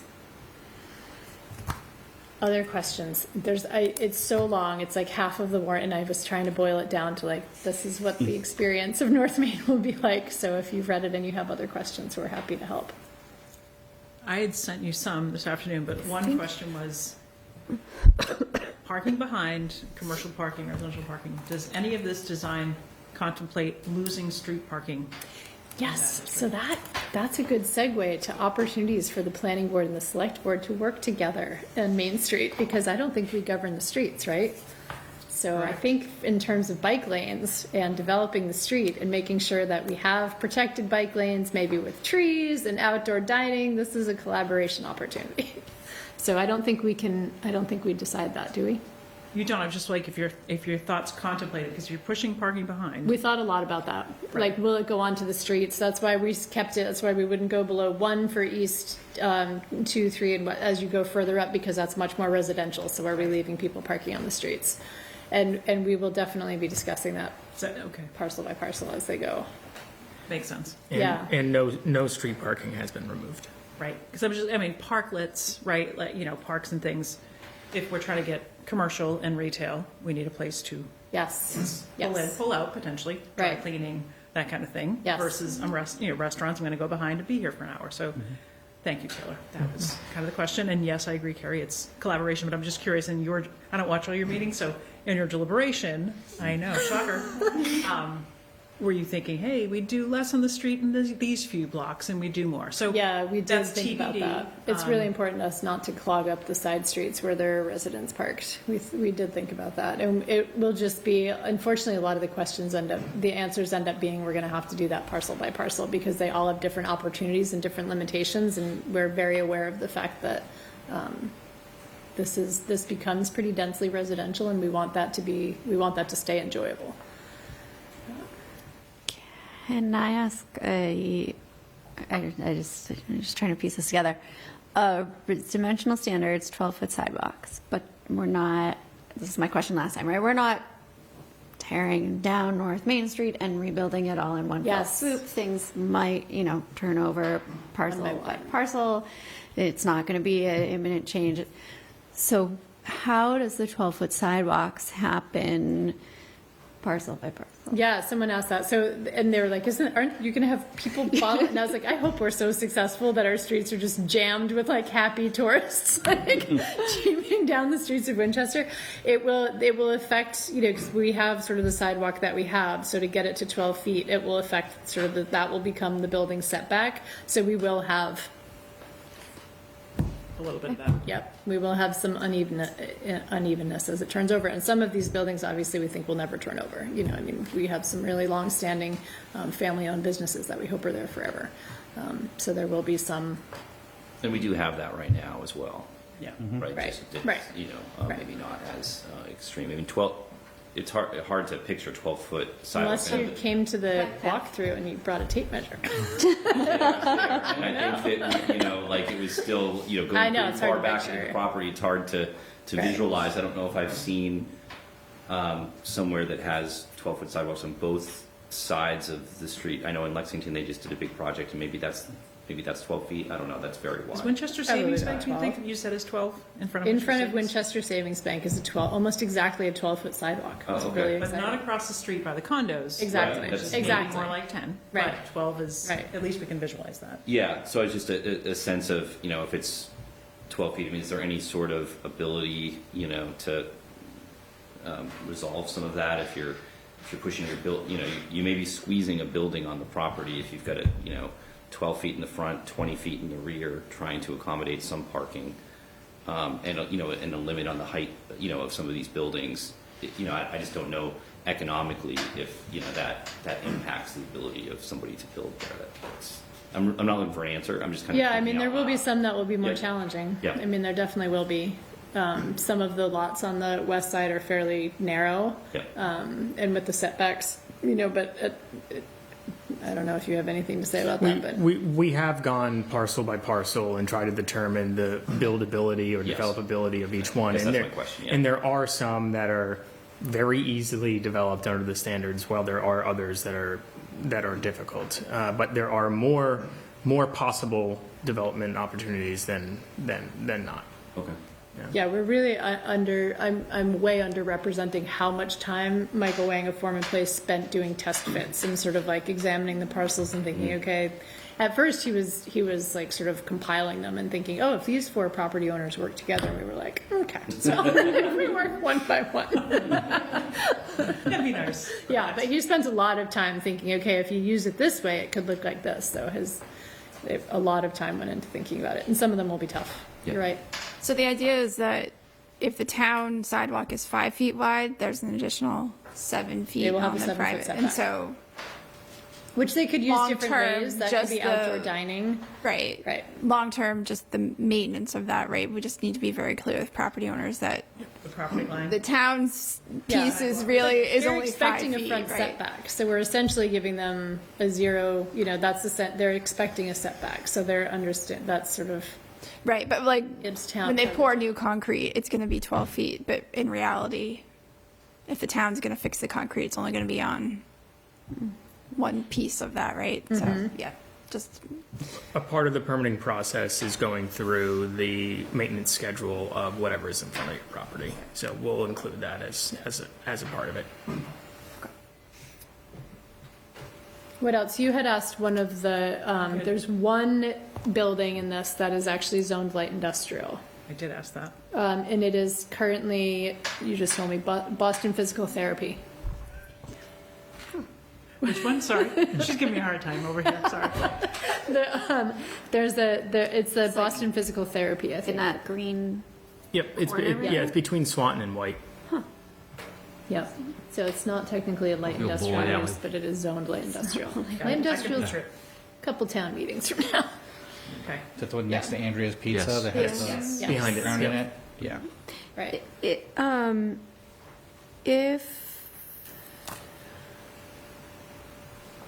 this is like new builds, if you were to purchase a building and retrofit it, and it does not have the 12-foot sidewalk and the 10-foot side, like how does that? If it's already a variance. Do you mean if it's already if not it's- conform? What do you mean? If it's Like the Verizon currently building? conforming, Oh. but would not be conforming to this, but someone's like purchasing the building, they're gonna change something, but they're not gonna tear down and build something new. Yeah, so we do refer back. So for properties that are a variance with the zoning, it would go back through, are you making your property more variant? Are you, like, any changes that you make, we are encouraging less divergence from what the goal zoning is, but we understand that if we're adaptively reusing a building, it's not gonna be, we have to sort of weigh the benefits of keeping the existing structure and bringing in the new, sort of uses and developments and If you're not adding size to it, you would still have to go through a review process, but you'd still get to develop it as it currently is. Does that answer? Yeah. on to Article 8, so. I think so. Are we good to go on to Article 8? ADUs? Okay. Okay, so in the beginning of August, the state thought so in 2022, Winchester passed an ADU bylaw, and the shape of that was that it was one ADU was allowed per single family or per duplex home. They were allowed up to 900 square feet, I think, or was it the same or half of the square footage of the original home, up to a maximum of 900 square feet. They could not be used as short-term rentals, and then also in that bylaw, they had to be owner occupied. They were only allowed if a resident of the property was age 62 plus, or was living with a disability. There was a requirement that it be architecturally similar to the primary home on the lot, and they had to have their own separate entrance. So at the beginning of August 2024, the state passed ADUs by right, which means every single family lot is allowed to develop an ADU, similar size requirements to what we had established here. I think exactly the same size requirements that we had established. Also not, we're allowed to restrict it to not be used as a short-term rental, but all of the stuff in blue is no longer allowed. We can't require that the lots be owner occupied. We can't restrict by who is residing on the property, and we can't put restrictions on sort of how it's designed. and then they changed the parking requirement, so if the ADU is built within 0.5 miles of a transit stop, which includes bus stops, no parking is required for the residents of the ADU, and if it's if it's outside that buffer, no more than one space is required. So those are the sort of like, that's the rules that are kind of relevant to each of the bylaws. So we have decided to bring an amendment to our existing bylaw to bring us in sync with the state requirements. And what that would look like is we would have one ADU per single family home.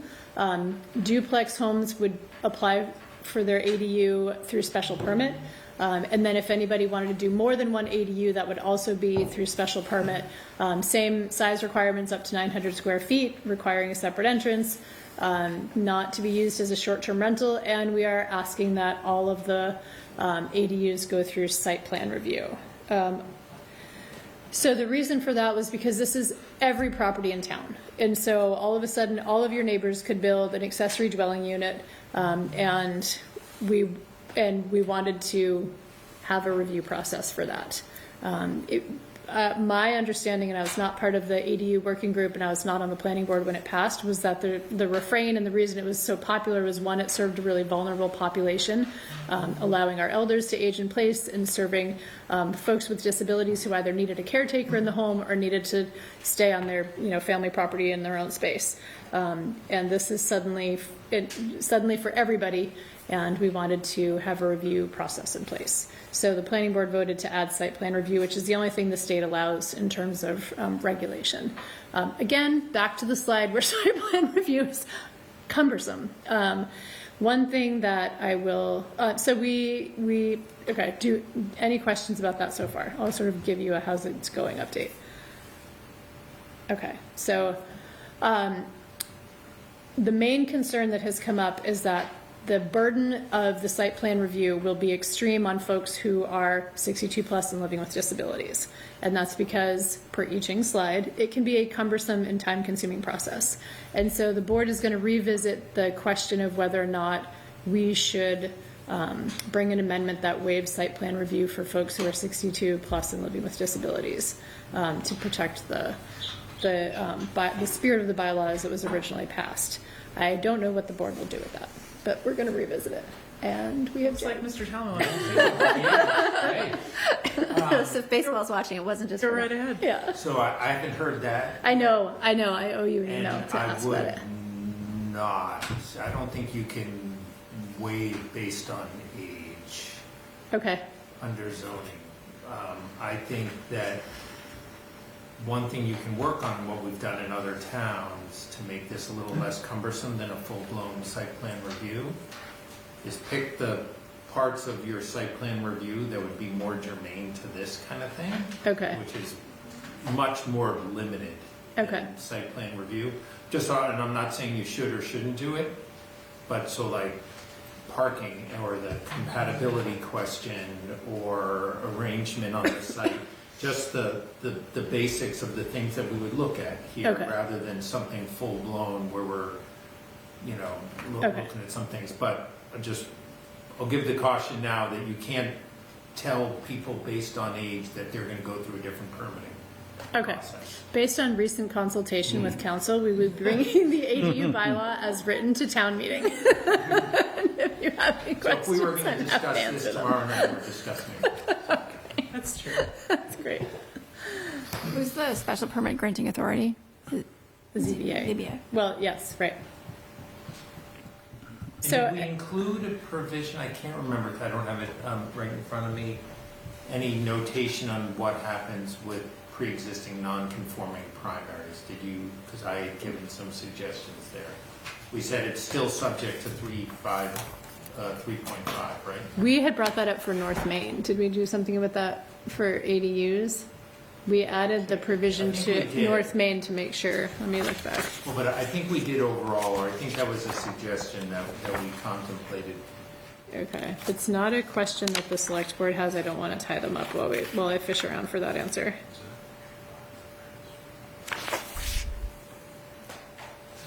It would be, nope, site plan review. Anyway, It's just in the context of, like, if you're adding an ADU into a building, not building a separate ADU, but you're maybe building up where you already have a pre-existing nonconformity because you're closer to the lot line than the zoning. Or a lot size question. Yeah. I assume it would be similar to when you do an addition and you're trying to reduce the nonconformity, but you're allowed to do, I mean, an ADU is essentially like There you're it allowed is, yeah, to. we did. So what we said, in the event that an addition of an ADU to a single family or duplex dwelling may trigger the requirement for a special permit under section 355, which is for pre-existing nonconformings, such special permit may not consider the ADU use or impose conditions on the use. That means that, to your point, Bill, when we think about the scope of ADUs, that if you have a lot that's too small, of which there are a lot, and Right. you want to do an attached unit, then you still have to go through that special permit process, not with respect to the use, but the bulk kind of stuff that might factor into detriment to the neighborhood. And the AG has said that that is an okay form of regulation, so we can kind of prevent it being kind of awkward in certain lots. And then a detached unit has it's a slightly more unique situation, but it was a same situation that we had with the existing bylaw, that if it's on a non-conforming lot, it probably needs a variance still, so. So all of this might be good to tune into the planning board's hearing tomorrow night on these articles. Please join us at 7 p.m. on Zoom. Okay. I So just it think these doesn't kinds of mean, questions in would other be- words, that we're going to see a plethora of even, I mean, site plan review is great, but there is still some hoops to jump through in tightly dense areas where there's homes on non-conforming lots, so. Yeah, no, I'm in favor of continuing with some sort of site plan review on ADUs. Like whether down the road we trim it to what's really important, that's maybe a future question. You know, for me personally, I think one of the most important parts of site plan review is the stormwater management, especially as we're seeing an interest in detached ADUs. And I know that there have been a lot of efforts where, you know, here we have a lot of problems with stormwater management. I can think of neighborhoods like between Highland and Washington in particular that just get swamped every time it rains. And you know, we do have to do this. It's going to expand the opportunity for ADUs. That means it's going to expand the impact upon specifically stormwater management. So keeping that in, I think, is very, very important. And then maybe down the road, finding some sort of balance that allows it to happen a little bit more easily. Sure. But right now, it seems to be compliance with the state law while retaining some control over what's going on so that we can protect our resources in town. And you guys have done that, I think. Thank you. Appreciate it. Any other questions on ADU? Yeah, you know, I think, and Taylor and I have spoken about this before, you know, I have a lot of concerns with the site plan review related to the ADU bylaw. So that's just a major deal breaker for me. I mean, it's my experience in town is that it's been very obstructive. And when you're looking at something like an ADU that really has a policy purpose for density and not necessarily for seniors or for people with disabilities, but for all residents as the state intends it, I feel like that's going to be like dropping a guillotine on this, and it's going to be, in practice, these ADUs are not going to happen at all. So that's my concern. I would not be able to support this, even though I want to. I was certainly a big part of the original ADU bylaw and presented on a town meeting. I think that for this to be successful, you know, I think we need to lift that site plan review. That's my personal opinion. I think that's more of a perspective, bless you, for from the, you know, affordable housing perspective as well. So I would encourage the planning board to reconsider, you know, that piece of it. I also would rather not have that be something that's a battle on the floor of town meeting. If there are people that are, you know, because I don't want the entire bylaw to be thrown out if we're disagreeing about something that's, from my perspective, not necessary and it's optional from the state level. So just wanted to share that, you know, with you on this. I know you've already heard from me on it, but it's We appreciate the feedback, though. Yep. Since 2022, how many? Two. And one, I believe, is our former building commissioner, Al Weil. But how many properties in town did the 2022 bylaw apply to? I don't know that number. Do you know that number? Do you know that number? Well, the follow-up will be how many more properties are going to be impacted by everything that's a Theoretically, single it could have been family. everybody who knew somebody over the age of 62 or under the age of 62. And was over the age of 62. Yeah. And owner occupied. That's not a requirement anymore. So now you can. And that was one of the units had to be owner occupied before, right? So it could have been the ADU or it could have been the main house, and so that was part of that strategy. And our intention at that point was to keep it somewhat in the direction of where we thought the state was going, and so that when this day came, that it wouldn't be that much heavy lifting. So That is not a requirement of the state, owner occupancy. I think that they were trying to move very aggressively to cut down some of the barriers to affordable housing, especially in this region. So, You're a very pro ADU board, but the site plan was one thing we thought we could do to help navigate the number of them that it's open to now. yeah, I mean, I don't get the sense, that it's there's going to be hundreds of applications, in for these, every day. I think that it will still be incremental, but it will encourage people to buy into the accessory dwelling unit projects if there aren't the kind of barriers there. I mean, they're 900 square feet, up to 900 square feet units, so it's they're not an enormous burden on the town. Maybe for some smaller lots, but not for our standard lots. 900 is not that much. Okay. Anything else? Thank you very much for your time. We appreciate it.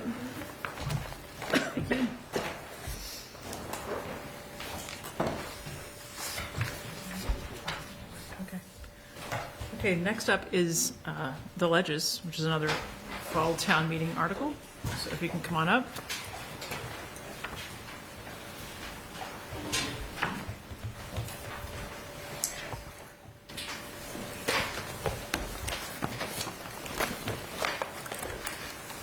Don't have as high-tech a digital presentation as some of the prior.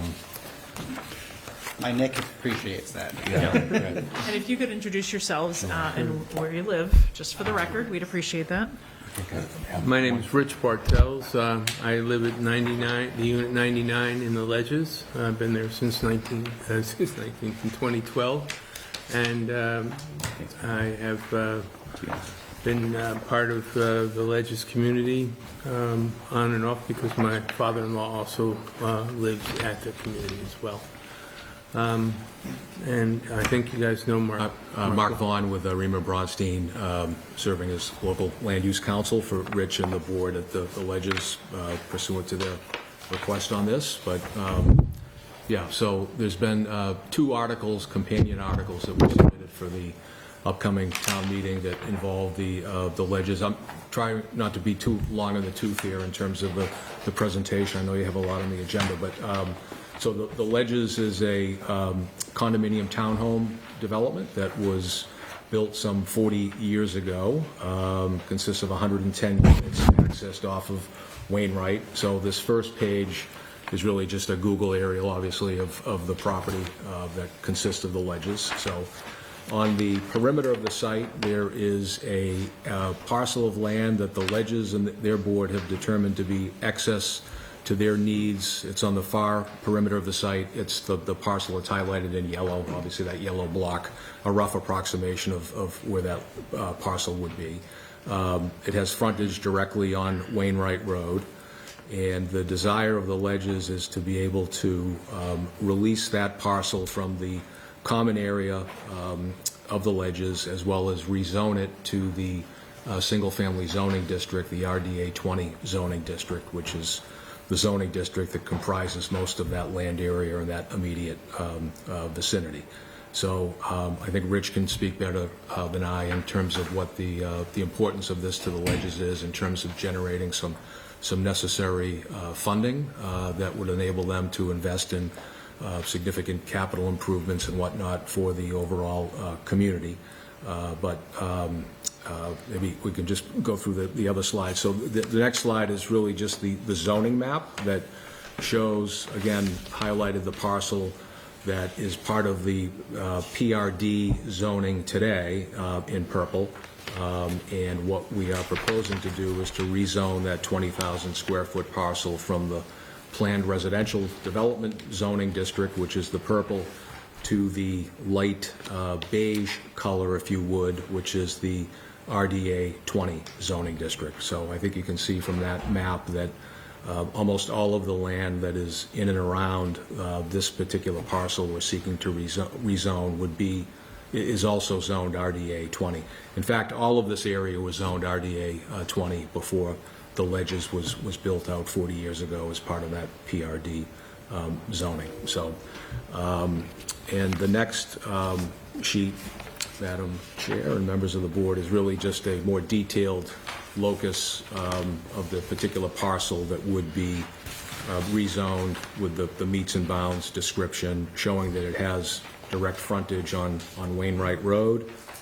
That's where the parcel, the land would be accessed from, and it would be removed from the Ledges development itself. So there are no wetlands on the property. There's a wetland area, as I understand it, as shown on this, that is to the, what's the legend on here? I guess it would be to the southeast of the site. So any development eventually proposed on that lot 1, any single-family home, would likely trigger review by the Conservation Commission, not for working in the wetlands themselves, but just due to the 100-foot buffer zone to the wetland area there. So there would be review by the town, obviously, for any future home that's developed on that lot. So in the last page of the handout is just the language from the 1985 special permit decision, which does indicate that for looking to use any portion of the common open space that was shown on the plans for anything other than the common open space would need to be approved by a majority vote of the Winchester Town Meeting. So the articles that have been submitted are one, to request the concurrence of town meeting to release this particular 20,000 square foot parcel from that provision. And then the second article is the article that would seek to rezone this parcel from the PRD zoning to the RDA zoning. So again, I think that we do feel that there's benefits from this, that right now the parcel doesn't generate tax revenue for the town, being part of the common area. So being able to put it to a productive use would certainly generate tax revenue for the town. It does assist the Ledges for some important needs that they have, and it also allows for a productive use of the parcel for a single-family residential home. It's not going to solve the housing crisis in one fell swoop, certainly, but one home certainly is going to, be a nice residence for a future Winchester family. So rather than my babbling on, Rich, do you want to maybe add anything to? Yeah, Mark, I appreciate laying it out here. In terms of things, we went through a process. I did a lot of walking around the property and then found the GIS maps to look at the opportunities, and found specifically there was only one area on the Ledges property that would meet the requirements that I understood would be to permit a building lot. And when I went through that, I went through very carefully. I talked with Elaine Freeland about what the impact would be in terms of the conservation on the property, and I talked also with Taylor to make sure that we could go through the proper process, and engaged Mark to come out and help us with the suggestion to talk with town council, and he has done so in terms of things. And what we're trying to do is make a very minimal disturbance to add one building lot, which would help us greatly in handling the 37-year average life of the aging common space infrastructure, as well as the roads and driveways that have to be addressed, which haven't been addressed since the buildings went in place, other than some remedial repair. So in terms of things, I tried to make sure everything was very carefully plotted out. We had the flagging group come in from Oxbow Associates at Elaine Vreeland's suggestion. We got them in place. And so then from there, we had Mark Chandia come in and do the survey for us to make sure that observing the conservation setbacks and all, we would be able to do things. And then I had a developer come take a look at the property to see whether or not it could be done with minimal disturbance. And the good news is that he found it was a sort of a dream site, because you can walk in from the street and you can walk in on the street level of a home and have almost already, with minimal earth movement, a lower level that will reach out into the back canopy and area of the property, and it will fit in nicely under a canopy, nestled and insulated from the neighbors pretty well. So I tried to address every concern, but if others have questions, happy to try and answer those. So in the last 40 years, have you carved off any other lots, or is this the first one? No, this would be it, and this would be the first one. This is a 56-plus acre property, and the PRD requires 55 acres for a density of 2 units per lot. We have 110 units. We can't add another unit there. So the only way to do this would be to take 20,000 square feet and sell it outright, move it out of the PRD, and that would allow a building to be put on that property, but would not be part of the ledges. So, unless I'm misunderstanding, I don't think there's any intent to come back and do another lot in the future, because this would be it in terms of what their requirements are. This would be the only one that you could do. Right. Yeah. Just I really studied it hard and tried to find out. There are a lot of people at the ledge said, "Well, that looks like you put 4 or 5 houses in there, given what you see up on St. Thomas Moor." And so you looked at it and said, "Wow."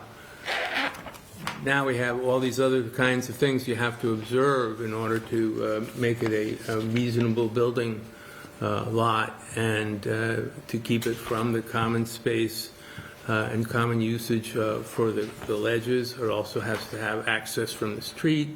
There is no other place on the property where something exists like that. If you look down near the entrance to our property, just to the southeast of the property, it looks like there's a nice area there. Maybe a house could be built on the hillside, but it's not going to meet the requirements of the 120 feet of frontage, 120 feet through the property, and then to carve out 20,000 square feet. I found it took 60,000 square feet of an envelope in order to fit the 20,000 square feet. Then the other thing, too, the builder came in and he said, an average builder would put an 80-foot frontage house on a lot like this.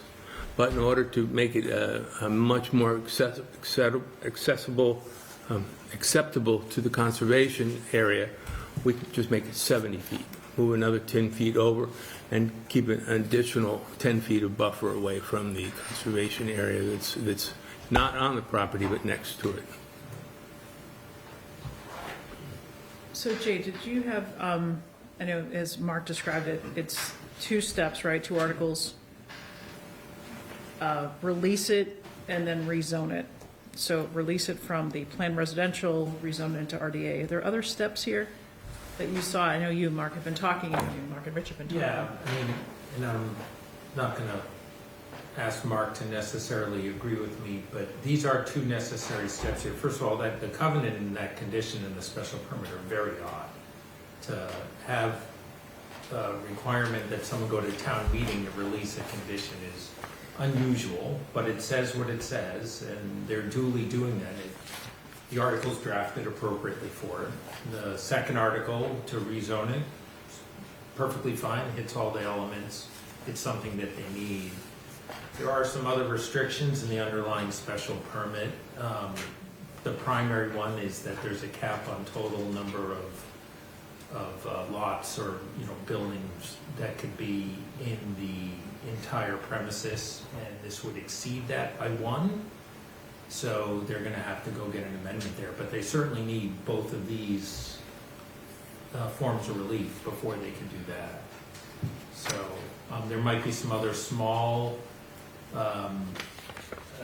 other conditions in that permit that are going to have to be reflected in any amendment, but that's between them and the zoning board. So yeah, it does appear that they would need one more step after this. Yeah, no, I appreciate that, and Jay and I did have a conversation about that. I think there's perhaps different interpretations that could be applied. You're correct in that it's 110 units was the cap for the ledges, and there's 110 units there. I guess the question is whether using a piece of the perimeter land and having it as a single-family home that is not part of the ledges is going to require an amendment of that. But I think whatever the town decides we need to do after town meeting, we certainly would do. So, yeah. I've got a question. I'm going to defer to my colleagues here. So I don't know who wants to go next. Just the association members, 110, how many approved it? All of them approved it, thought this was a great idea? We had 81% approval in terms of common area ownership. 88 units actually voted in favor of it. Only 5 units voted against it, and the balance were not responded. So there, what do you call Were there that? any specific concerns from some people that voted against it, or people that were, nothing they identified? No, there's a group of 4 that generally vote against everything, no matter what it is. And one of the 4 was in assisted living or temporary assisted living, and he did not vote, but the other 3 did retain their block of negative voting. Another one voted in the cul-de-sac right above this property, and then they sold their property. And then the 5th one is up the other end of the other direction of the cul-de-sac, and I don't know why they voted negatively, but. Thank you. Mm-hmm. Any feedback from the neighborhood down by Wainwright and Red Coach? The woman across from the lot said, gee, I hope something beautiful can be done here. I've been sort of maintaining the property edge, keeping things set back, and making sure that she really appreciates that we have the Eldco contractors keeping the grass cut on our property down there on Wainwright, and also making sure there isn't a lot of trash or anything else that gathers there. But that was the only reaction I had. Okay. And how far from the site did you guys reach out to the current residents? In terms of things, I did not really go farther than that. I know J.J. White lives up the street and is a friend, and I didn't get any reaction from him in terms of things, but didn't actually go and survey anyone. Okay. Anthea? No, there's no questions for me. So I think, what is the sale price you're hoping to get for this parcel? We're hoping to get something north of $750,000 for the property, but I don't know. In the current state of what Winchester building lots are going for these days, they're buying houses, building lots with houses on them and tearing them down for more than $1 million. And this would be a pretty straightforward, clear lot with the utilities easily accessible right there. So I think there would be a minimal amount of effort to have to develop this property. There's not going to be any ledge being blown up or anything like that, drilled in order to facilitate a very nice home. So then if you sell it to a developer who then builds it, ledges are washing their hands of it. They're not paying any HOA to the ledges. You're not maintaining driveway. You're not. We can't. Yeah, this would not be part of the ledges. It would be accessed directly from Wainwright. They wouldn't be, so it would be removed from the ledges and part of the common area. And the people that benefit from that sale price, so we're not building affordable housing, I know, Mark, as you mentioned, but the benefit, if the town meeting were to vote this, releasing this public space to build a house, it accrues to the owners to then avoid a special assessment. That's correct. Yeah, I estimate that to be able to sell this one piece of property will save the residents approximately $100 a month for 10 years.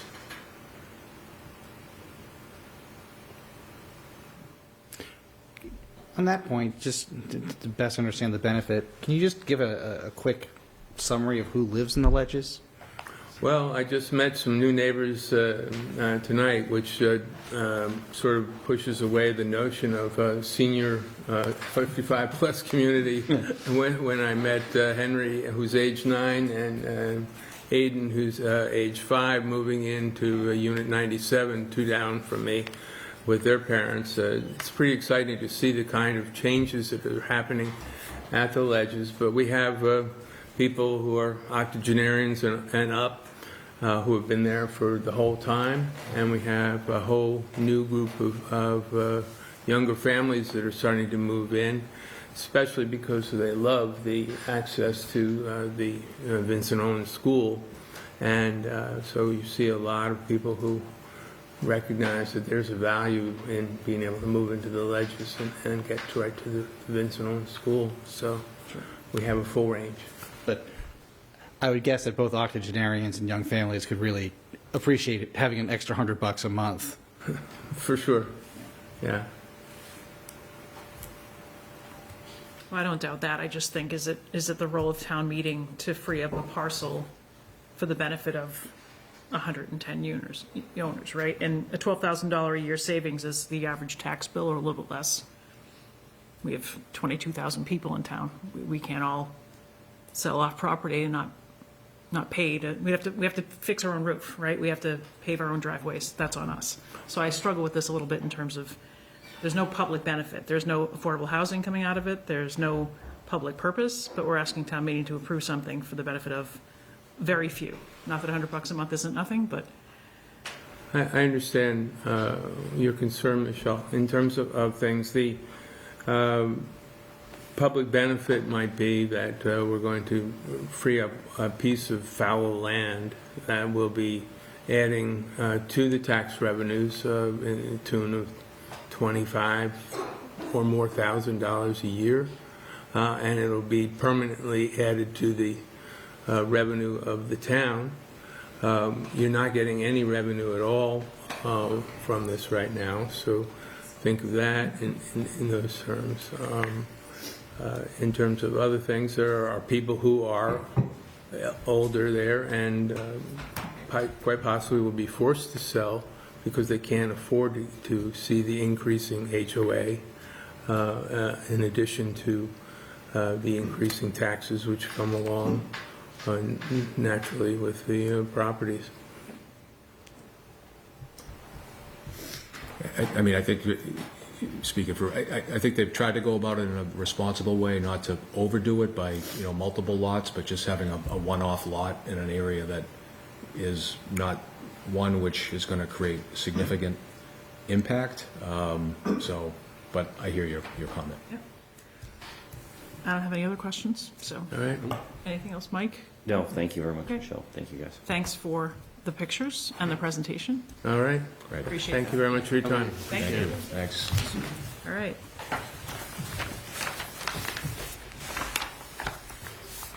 And Jay, if you want to join, we're going to go over a couple other citizen petitions. Then we'll get into ARPA. So this is one of our citizen petitions, is the Ledges, 2 articles. Maybe a quick overview of the other 2 that we have in front of us, because I know we're trying to vote some positions, and we think we're going to maybe get to the Ledges at least on night 1. We have to vote positions on all of them. So maybe a quick summary of what is and isn't out there. And So we've got 2 others. Do we want to do the one on the Historical Commission bylaw? Sure. So there's a proposed citizens petition to make 2 changes to the Historical Commission bylaw, which is the demolition delay bylaw for historical properties over a certain age, and have to go through a process where they could be, where the demolition of all or part of it could be delayed for a period of time. It's a pretty traditional bylaw that a lot of towns have. The first proposed change is just a notice provision where they want to add a requirement for some public notice or some abutter notice at a certain point in the process. And they're proposing it at the front end. So there's a number of steps in the process under demolition delay bylaw. The first is the building commissioner gets notified, automatically sends it to the historical commission. Historical commission decides if it's worth having a hearing over, and then if they have a hearing, then they decide ultimately whether or not to put a delay on it. So the notice provision here, as I understand it and read it, is at the very early part of it, so it would get some engagement there. It's fine. It's legal. I'm not sure what the intent is. My own thinking was maybe more notice during the hearing part of it, when there's going to be some actual discussion. But there's nothing illegal about it. If folks like more notice of things, then that's certainly what it accomplishes. The second change is a little more curious in that it adds a requirement during the submission of the papers to be considered by the Historical Commission that includes a plan of all the trees that on the property. Ostensibly, I'm assuming it means it's for the purpose of evaluating whether or not the trees as part of the demolition would be damaged. Obviously, Winchester, like other towns, cares about trees, and there are bylaws and efforts underway to manage the destruction or preservation of trees.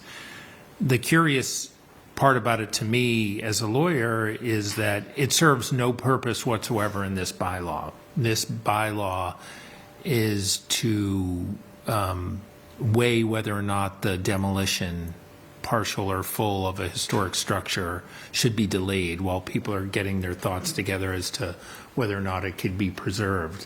What may happen to the trees could be unfortunate. It could be collateral damage that people may not like, but it's not up to the Historical Commission under this bylaw or their statutory authority to weigh in on that.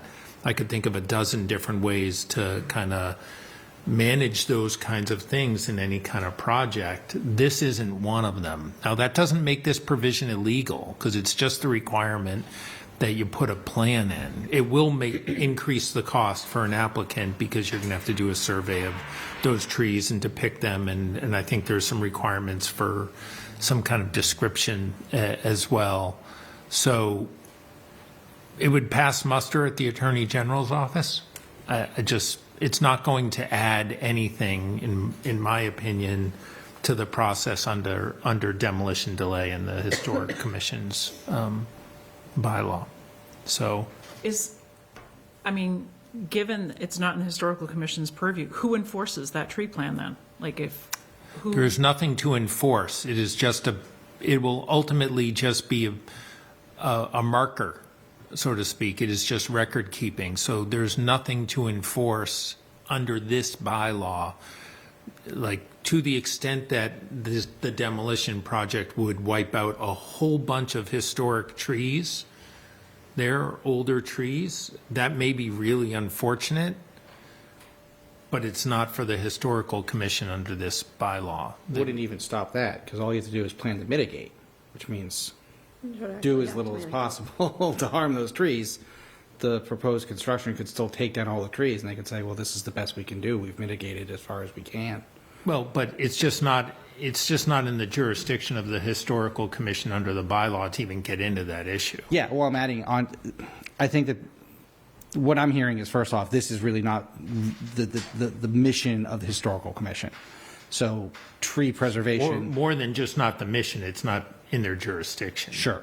Yeah. But even if it were, it's a useless bylaw because it doesn't actually do anything to require people to protect the trees. Correct. So it's useless for two different reasons.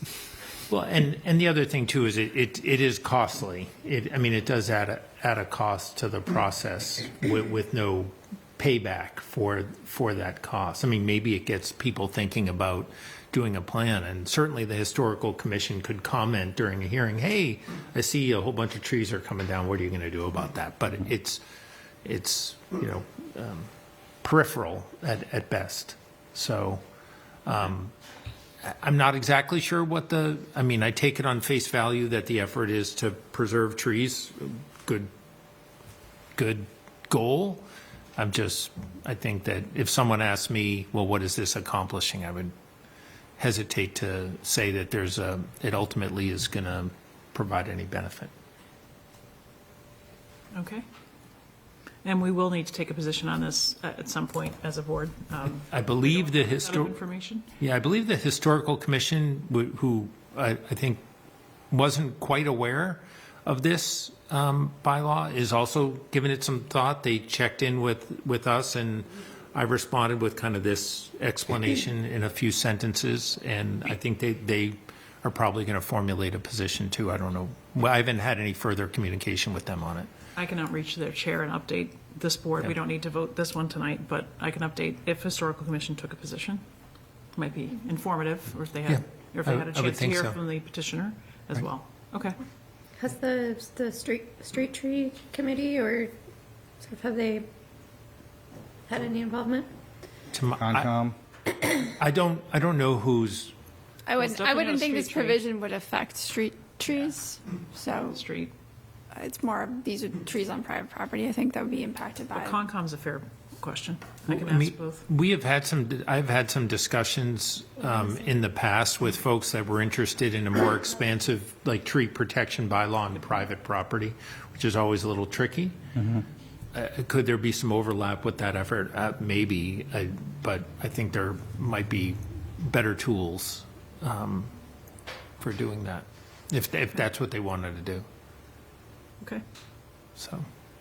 All right. So that's one. And then there's another one.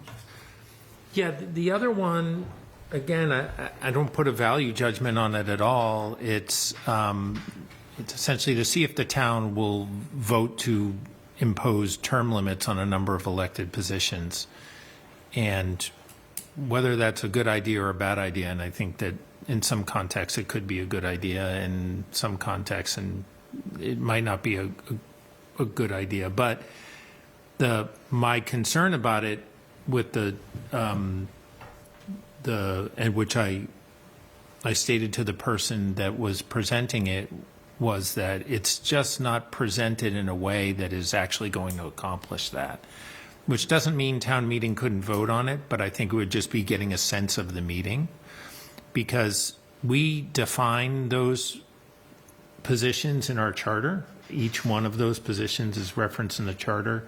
So if you were going to term limit those positions, we would need a charter change. And this bylaw, again, seems to be pretty well intentioned, but I can't get to a charter change from it. I think that it's a little bit would be beyond the scope to then have a motion under this article to ask for a special act to change the charter, which in and of itself still wouldn't be binding. But so as it stands, I think that it's perfectly fine to put it before town meeting and for town meeting to take a motion on it and debate it, but it's not for, in my opinion, it couldn't be, a positive vote would not result in term limits. It would result in town meeting supporting the notion of term limits, and then maybe at a subsequent town meeting, folks could act on on that interest. Okay. Now, as a town moderator, sometimes when I would call this more of a resolution than anything. I, as a moderator, try and keep the amount of debate down to it because it's really just a sense of a meeting, but it's certainly up to Heather as to how much debate she wants to have or not have. It's obviously a kind of issue which is likely to draw some fairly strong opinions on both sides of this. So there may be some really robust debate, but I don't know if folks on this table will want town meeting members to know whether it's binding or not binding in our view, and I'm happy to prepare more of a formal letterhead memo. There's been just a ton of emails so far. I don't think so. Yeah. I mean, it's up to you how that kind of information would get out. I would personally be interested in that because I looked at the charter when I saw this and I didn't see a obvious conflict between this proposal and the charter. And I think of lots of other structures of law where, things are defined in one larger document like a constitution, and then they're better defined or played out through statutes or bylaws underneath it. And I feel like that happens with other things in our charter and our bylaws as well too. And if there is a real supportable illegality to this, I want to know it. But if it's just an interpretation, that's different. And I think that at least I would be interested in knowing where we are in that line. Yeah. I mean, that's fine. I mean, these are positions created by charter, and limiting the rights of those positions through something that's not in a charter is essentially the basis of our opinion. So it would have to be a charter change. Yeah. So if we didn't have a charter, it's conceivable that we could accomplish it by a bylaw, but limiting these positions through just a fiat of town meeting, it would be insufficient to change something where folks have a right to kind of run in unlimited fashion term after term for these positions. So. Okay. If you'd like Jay to write that down, Bill, we can ask him to. Do I have to make a motion or just No, make a request? no, you can just ask. Yeah, I think if he's defined charter change as charter change and that's how to do it, I can write that down. Yeah, I can. I mean, it's not going to be particularly, more robust than that, but that's fine. No, but it'd be best to be as informed as possible because I suspect that will be part of the debate. And if we can educate people in advance to make sure that we're at least on that page together, I think that would be helpful for everyone. So yeah, I'm generally in favor of more education. Sure. I'm happy to do it. We've got a number of moving parts. It'll be a couple days, but I'll get it done for you. We're not taking it up on, it's not coming on night one, so, okay. Any other questions? Okay. I'm looking at the rest of the agenda, Jay, you might be free to go. Is that right? I think so. How much do you guys have left? I think I had like 3-4 items, but I think you are. but You're always thank you. welcome to stay, of course. I mean, So I will be checking with you and Marty on some stuff on the 4th Street. Okay. So I'll just text me as well because all your emails go to junk for me, so they don't. For some reason, I don't know. I have the same problem actually. So don't take it personally if you don't get a response from me. Okay. It's just because unless I'm searching the junk file, right, But it's not what forwards to your phone. yes, yeah, The junk stays. yeah. Okay. Sounds good. Thanks, Thanks, Jay. Jay. All right. Thanks, Jay. All right. Next up, ARPA. So we had some new requests and some. Do we have any updated information on the playground equipment, Beth? I don't. No, we did not get that updated. So we won't do I'll the just say impact. ballpark. We're probably in the $65,000 to $80,000 range, just to give you an idea where we might be in terms of that overall ask for that request. Beth, do you have a sense for, in the last year, how much money we've committed to restoring, renovating playgrounds? Is it $1.5 million? I can You mean ARPA money or Just in general, just capital? between, Mike did a good job getting some money from Eversource right. and so forth. I think there's Sure, it's a been couple quite a million. Yeah, I think so quite an the- investment. Between the Eversource and the capital appropriation, I think it was like 930,000. Your last meeting, you voted another 133, I think. With Leonard, yep. For Leonard and McDonald. We previously paid for a playground kind of master plan for Leonard Field. That was $12,500. We did the sports court at Mystic School, which I think was $200, and then you guys kicked in another $30,000 for that. So yeah, we've, it's over $1 million for It's sure. $1.3 million, $1.4 million, yeah. Yep. So that's $1.4 million pretty much. And we did the playground, did the tennis courts at Leonard, which was, half of that was a state earmark. Well, it was supposed to all be state earmark, and then it got reduced by half. So But we we're kicked still in an allocation ARPA. towards that, is my point, that Exactly. we've spent over $1.5 million Yeah. on playgrounds or will. Yeah. In the last 2 years. Yeah, I mean, the board has certainly, Year and a half. Yes. certainly prioritized that, and I think Yeah. we've done some good work over the past 2 years, for sure. I'm reminded, I think maybe it had a little bit piece in the Fields Master Plan, but in having a sense from the assessment that we did also, like, this is new and recent work, and every time I walk up to Morocco, that kindergarten playground is over 20 years old. So, and that's like in really good condition compared to some other things. So it's good that we're moving on it, but it's like there's a big sort of a cliff back behind us from where we've been.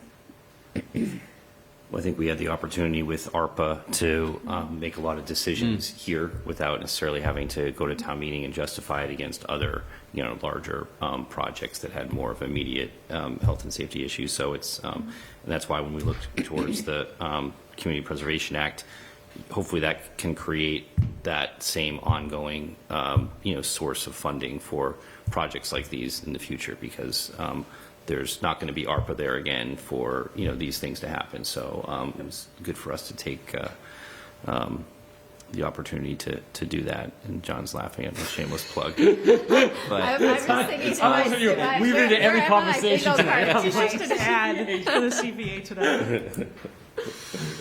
Seriously. Okay. Come on. I mean, that was two. Maybe we can get one more before the Anybody next. Topical, John. It was topical. I think anybody who's still watching has already made their minds up on the CPA. Yeah. it'll just be the Right, surprise if they are where he watching beats it it all, in. probably, It's yeah. like, Maybe the Self-selecting, Transportation Network yes. Assessment. You just never know. It's like, where will Mike throw it in? Committee, commission, vacant positions. So anyway, Mike's going to use one CPA plug so far on this topic. So we have two new requests. Health Department, $20,000 for SCARs, which is poison, and for coagulants, right, for rodents. So we can take that up maybe one at a time. It's the other way around, isn't it? Is it to anticoagulants? phase out the second out. generation anticoagulant? Yes, reduce the use of SCARs. Yeah. I have a couple questions about that, but just a broader question, if I could start, Michelle. Yeah, go ahead. With both this request from the health director and the one that concerns the schools, just kind of in response to what happened at our last meeting with the planning board's requests, are these also the sorts of requests that you saw going more towards the finance committee for the sake of the reserve fund in years past? Because I think I like to be consistent, and if these kind of fall into a similar sort of bucket, then I feel like we should start off by asking the health department, asking the school committee, or whoever might be requesting on behalf of the school committee to follow the same procedure that we asked the planning board to follow. And I do notice that the requester from the planning board's in the audience tonight too. Because the reserve fund, the FinCom denied the reserve fund transfer. Yeah, I heard that. Yeah. But so I'll take them one at a time, Bill. I think health department, yes. I think it's a budget action. It could go to the FinCom. There's always a motion in town meeting to reduce or amend current year budgets. So, and if this is if it's a program to reduce the use of SCARs, it seems like a recurring kind of request, and we've done a lot of ARPA with kind of one-time infusions. So I would put the health department in that same category. As it relates to the coalition, I think the first question I would have is, have they approached schools, not just Winchester High School, but superintendent? I know we had different ARPA requests that the schools were able to fund pretty quickly. So I think I'd almost tell the coalition to go to the schools first, and then potentially, if it's urgent, the reserve fund is there. If it's not urgent, it could be in next year's budget. But I see them slightly differently, but I kind of with a similar, if it's a recurring process on the SGAR piece, put into the budget for an ongoing basis. And if the coalition thinks they need it now, I think the reserve fund might be the place to put it. But I think school committee should weigh in on that one. So that's my sense. I definitely agree with you on the school committee weighing in on the school one. It seems that also just kind of follows our past practices.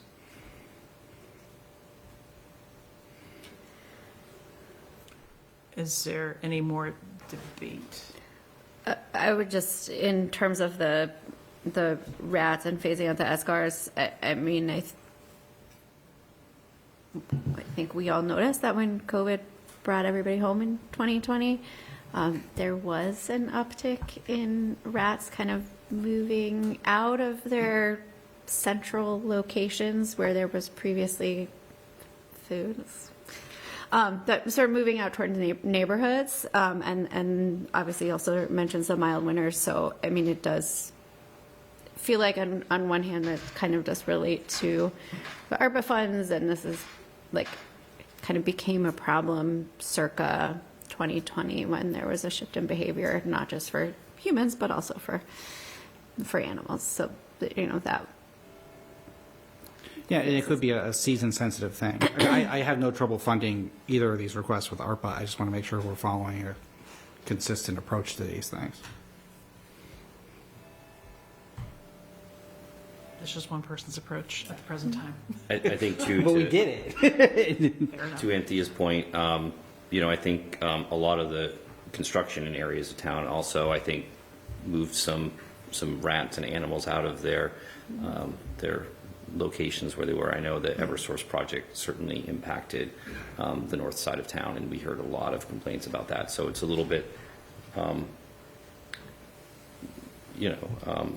think somewhat of a responsibility of ours, around town to be supporting this practice. But I do agree with Bill that we should be consistent if we're going to the reserve fund first. Yeah, I mean, I'll say it right now. If the reserve fund, if the finance committee says that they don't think this necessary for the reserve fund, I'm happy to support, these requests if they come back looking for ARPA funds.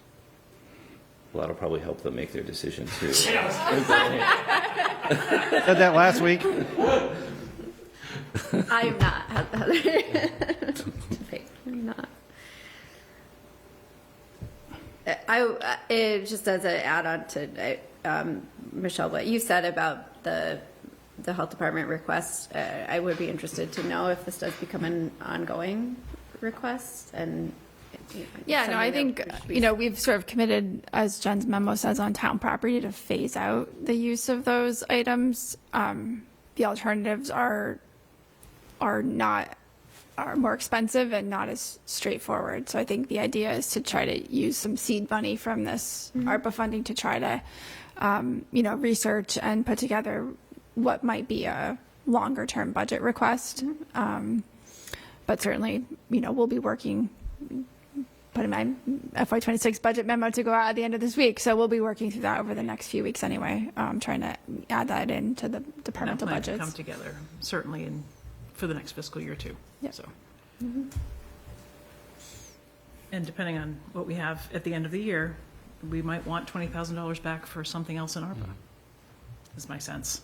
So, okay, John, we haven't heard from you. Rats and playgrounds. Rats. So probably quite care of playgrounds before rats. I think it's a recurring expense that they did better. That's the way the things to get against. I've been trying to get my kids to watch Ratatouille for years. No. Yeah. It's a finite amount of money, right? So it is, and we meet like every week for the next 3-4 weeks. Yes. So we will have many opportunities to, I suppose, reconsider this. I think I almost want to just like press pause and see how some things play out. It's not like we won't be meeting again December 2nd, December 16th, and all through November, so.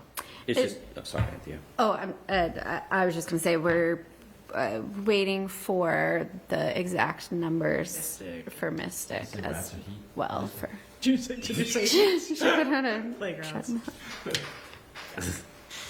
Can you get CPA in there?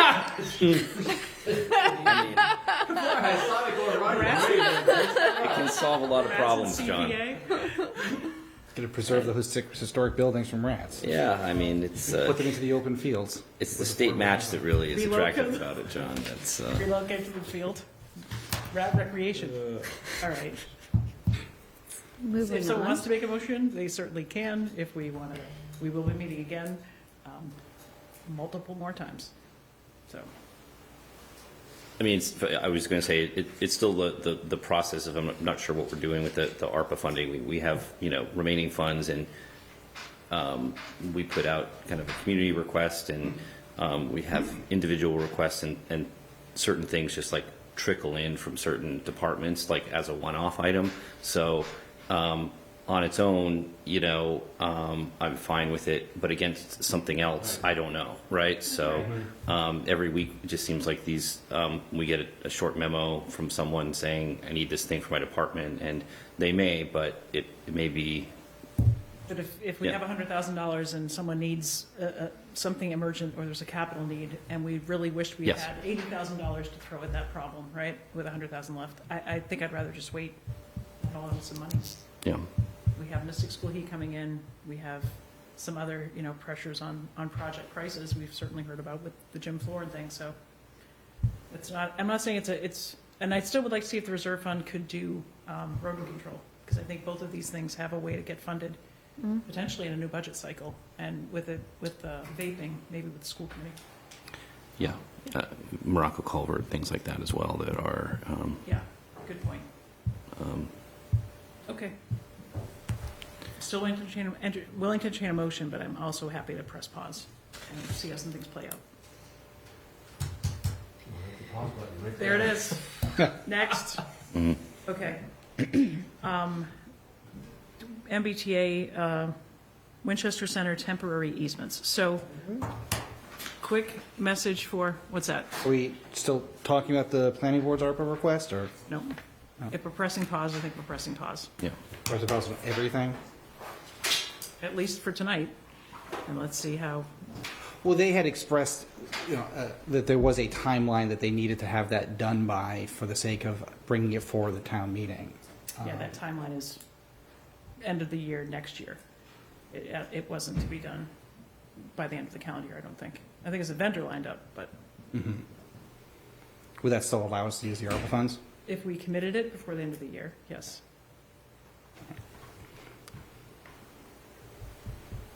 So. And Mr. Vernelli is up to speed on that process that we're going to take, so. It has come back to us. I think we're going to press pause and see how some other things play out between now and the end of town meeting, and look at where our ARPA money is, and we still have meetings in December, so that's where we're at.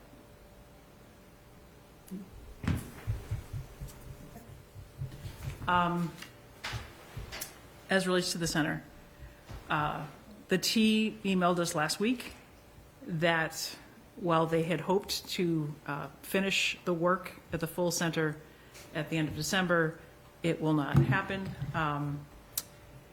The T, we don't know what the new updated timeline is, so we just know that December 31st is not going to happen this year for the full opening of the MBTA Center, and we have a current easement allowing the T to use Laraway Road that expires at the end of the year. So we asked the T to come in tonight. They weren't ready to give an updated timeline. I think they have to recalculate when they think they'll finish the center.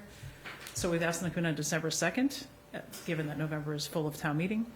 And if we have an updated timeline then, we've also asked the T to look at what options they have around their equipment and their use of Laraway Road to potentially let traffic flow on Laramie Road, whether that's on weekends, certain hours of the day, but right now, their easement ends at the end of the calendar year, but we do not expect the full station to be open at the end of the calendar year. We just don't know when it will be reopened, so. I don't know if we have any more information to go on with that, but that's the update for anyone watching at home. And then the next to last item is the Transportation Network Assessment Disbursement. That's a pretty straightforward vote, Beth, correct? Yeah, so this is funding that we get every year through the ride-sharing program. It's our Winchester's portion of that. We recently received just over $11,500. We did the similar vote recently, as you may recall, to put towards work on Cross Street. What we're recommending with this funds is to put it towards an update to our Complete Streets Prioritization Plan. So that plan was developed in 2016. And there is a funding program through the state that every year they do fund some portion of Complete Streets projects in local communities. And so updating our plan would allow us to have an updated plan, obviously, that we could use to apply for those grant funds going forward. So we talked, between engineering and DPW about what we thought made the most sense for this funds going forward, and this was the recommendation that we received. Seems transportation related. Have we used these allotments going back to, previous years in other spaces? We have, yeah. It's always, before this new act went into effect, it always had to go to town meeting. Right. So it's only the vote that you guys took in June and this vote are the first two that where the select board yourself is making that vote. Okay. Good. Want to make a motion? Yeah, I mean, my only comment on it is, I don't know if there is something that it can go towards safety-wise, traffic-wise. We put a lot of money into a lot of plans over a period of time, and then what we have left is just a bunch of plans without action steps and without funding for those plans. I know the Complete Streets process we've been successful with, but at a certain point, the state said, stop applying, you guys. You've gotten too many grants for these projects, So I think that's why we put the pause on that for a while. But I just don't know if there are. I mean, that's one avenue for us to put it into, is to update our plan. But I'm guessing that with $11,000, there's something DPW would have that would be a little bit more urgent that is related to traffic and safety. I don't know. That's my only. Yeah, no, what you said is absolutely accurate. We received funds in the first round of the Complete Streets funding program, I think maybe in 2017, and they were looking to kind of just make sure they dispersed the funds geographically. So even though we applied for several years, we didn't get any additional funding. I think our hope is that it's been almost 8 years at this point, and hopefully that they would be willing with an updated plan to kind of take another look at Winchester projects. I'm happy, if you want, before the next meeting, to go back to staff and see if there's something more specific they'd like to allocate it towards. Because it might even be something that we could put a little ARPA to and get to it and add to that number and get something that's a little bit bigger, a project that's been on the shelf for a while. That's I don't know, but yeah, I mean, I would appreciate I guess that, but yeah, maybe to jump on Mike's idea there. Didn't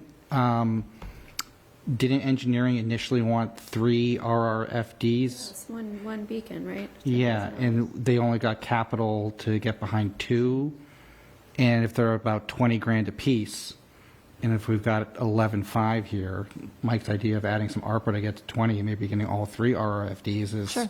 Yeah, that was the one that I was thinking of, actually. I wasn't sure if the numbers added up, but yeah. That's what I was thinking too, so Yep. thank you, collectively. Look at that, teamwork. And it's late, right? Yeah. We're still working. It's early for us. This would, now, those kinds of projects would not be CPA eligible, though. It's one of the few projects that would not be. I was right. Under the Transportation Network Assessment District. There you go. You win. Okay, so Beth, if you could come back Happy to do and that. Yep. and let's see if we can get another bacon, or if there's something else that we could do with the traffic mitigation thing. Thanks. Okay, so no motion on that, but maybe just more to come. All right, so, and yes, he got it in under the transportation part of our Yep. agenda. So now we're going to, where we can, vote some select board positions for town meeting. If you have your book, if you have the packet, the moderator expects Patty, I think, to get through Article 7 or 8. Did I hear that from you, or did I hear, maybe that was somebody else? You did hear it from me, but I heard it through another person in the room. Okay. So,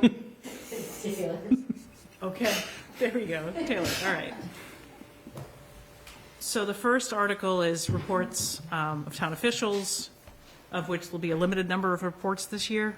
Select Board, Town Manager, Finance Committee, and I think School Committee. Other boards and commissions have been asked to submit their reports in writing. Planning Board will give a report for their articles, Capital Planning will give a report for their articles, but we've heard sometimes from library trustees and other boards and committees that those will be in writing. We really need to get the work of town meeting done in 4 nights, so that came up from the moderator. So I don't think we have to have a position on Article 1, that's our report. Article 2 is the Planning Board's report.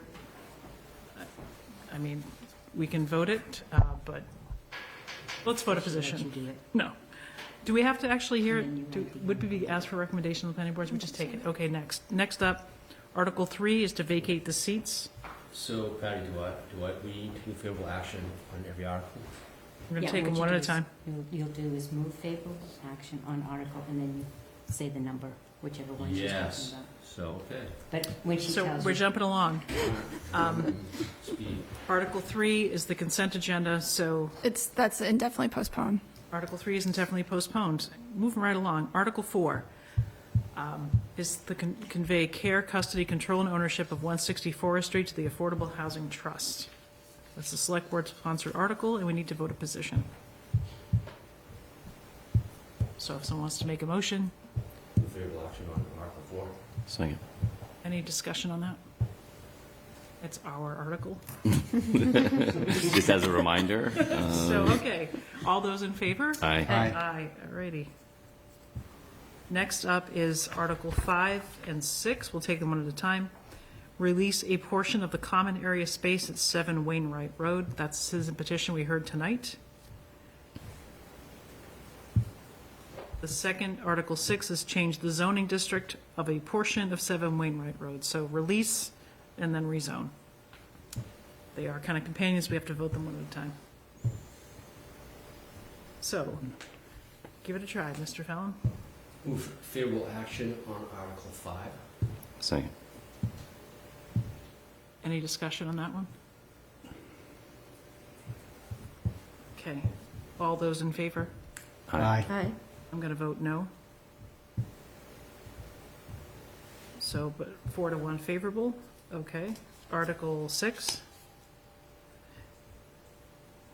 Move favorable action on Article 6. Second. all those in favor? Aye. Aye. Okay, I'll vote no again. Just to be consistent, just for you, Bill. Article 7 is the Planning Board, Main Street Mixed Use, amend the zoning bylaw to add Section 8 Special District Regulations and a new Section 8.12 Main Street Mixed Use District. Move favorable action on Article 7. Second. All those in favor? Aye. Aye. I'll vote yes as well. And, well, let's stick with the Planning Board. Article 8, amend Section 3.2.2, accessory dwelling units, and Section 10, definitions of the zoning? Finish the sentence. Hold on. Section 10, definitions of the zoning bylaw. Pretty good. Right. I was Favorable action close. on Article 8. Second. All those in favor? Aye. It's no for me. Yeah. No for you. You got it. Okay. excuse me, Mike, did you Yes. say? No for me. Mike's a no on Yeah. that one. Okay. Do you want to keep going? Specialized Energy Code? If anyone wants to stop at any time, we'll have to get through these at other meetings, so if we can power through, and then someone can move to adjourn at some point, but. Okay. Article 9, enact Chapter 26 of the Code of Bylaws, Specialized Energy Code. Move favorable action on Article 9. Second. All those in favor? Aye. Aye. Okay. You? I'm No, is that? not sure on that one. I think I'll abstain. I feel like you're getting there, though. All right. Here are the capital planning We have a reports. segue here for CPA. I know, it's too late. I don't think we need to vote to hear the capital planning report. Okay, we have a bunch of capital articles. Maybe we should Yeah, can we pause here maybe? pause on those. Do we have anything to sign tonight as well? We have the consent Good things agenda to still, sign. yeah. So, We yeah. have to vote the consent agenda, so Is there- capital's a good spot. Yeah, I was gonna say, is there other easy, No, we're just on the consent agenda. We might as well just stop. make it easier? Yeah. It's good to keep our viewers Oh, we guessing, should- because we then they'll... should- Well, but Next you can week. do this Thursday, but consent agenda will be the first item We to need come to up, vote the so you consent need to agenda. vote your positions on all the consent items Yeah. before the start of town meeting. But you don't do this. Okay. Fair enough. Right. I move that we approve the consent agenda as printed. Second. All those in favor? Aye. I mean, Aye. whatever. It's this, our consent Oh, agenda. tonight, just tonight. Not fall town meetings, not yet. Because I'm not sure if something else might not be indefinitely postponed as well. So, but we'll take care of that the first night of the meeting. Okay, so that's consent agenda. So we now could probably adjourn and then do sign some things, right, Patty? We adjourn? Seconded. All those in favor? Aye. We're adjourned. Thank you, WinCam. Thanks, everyone.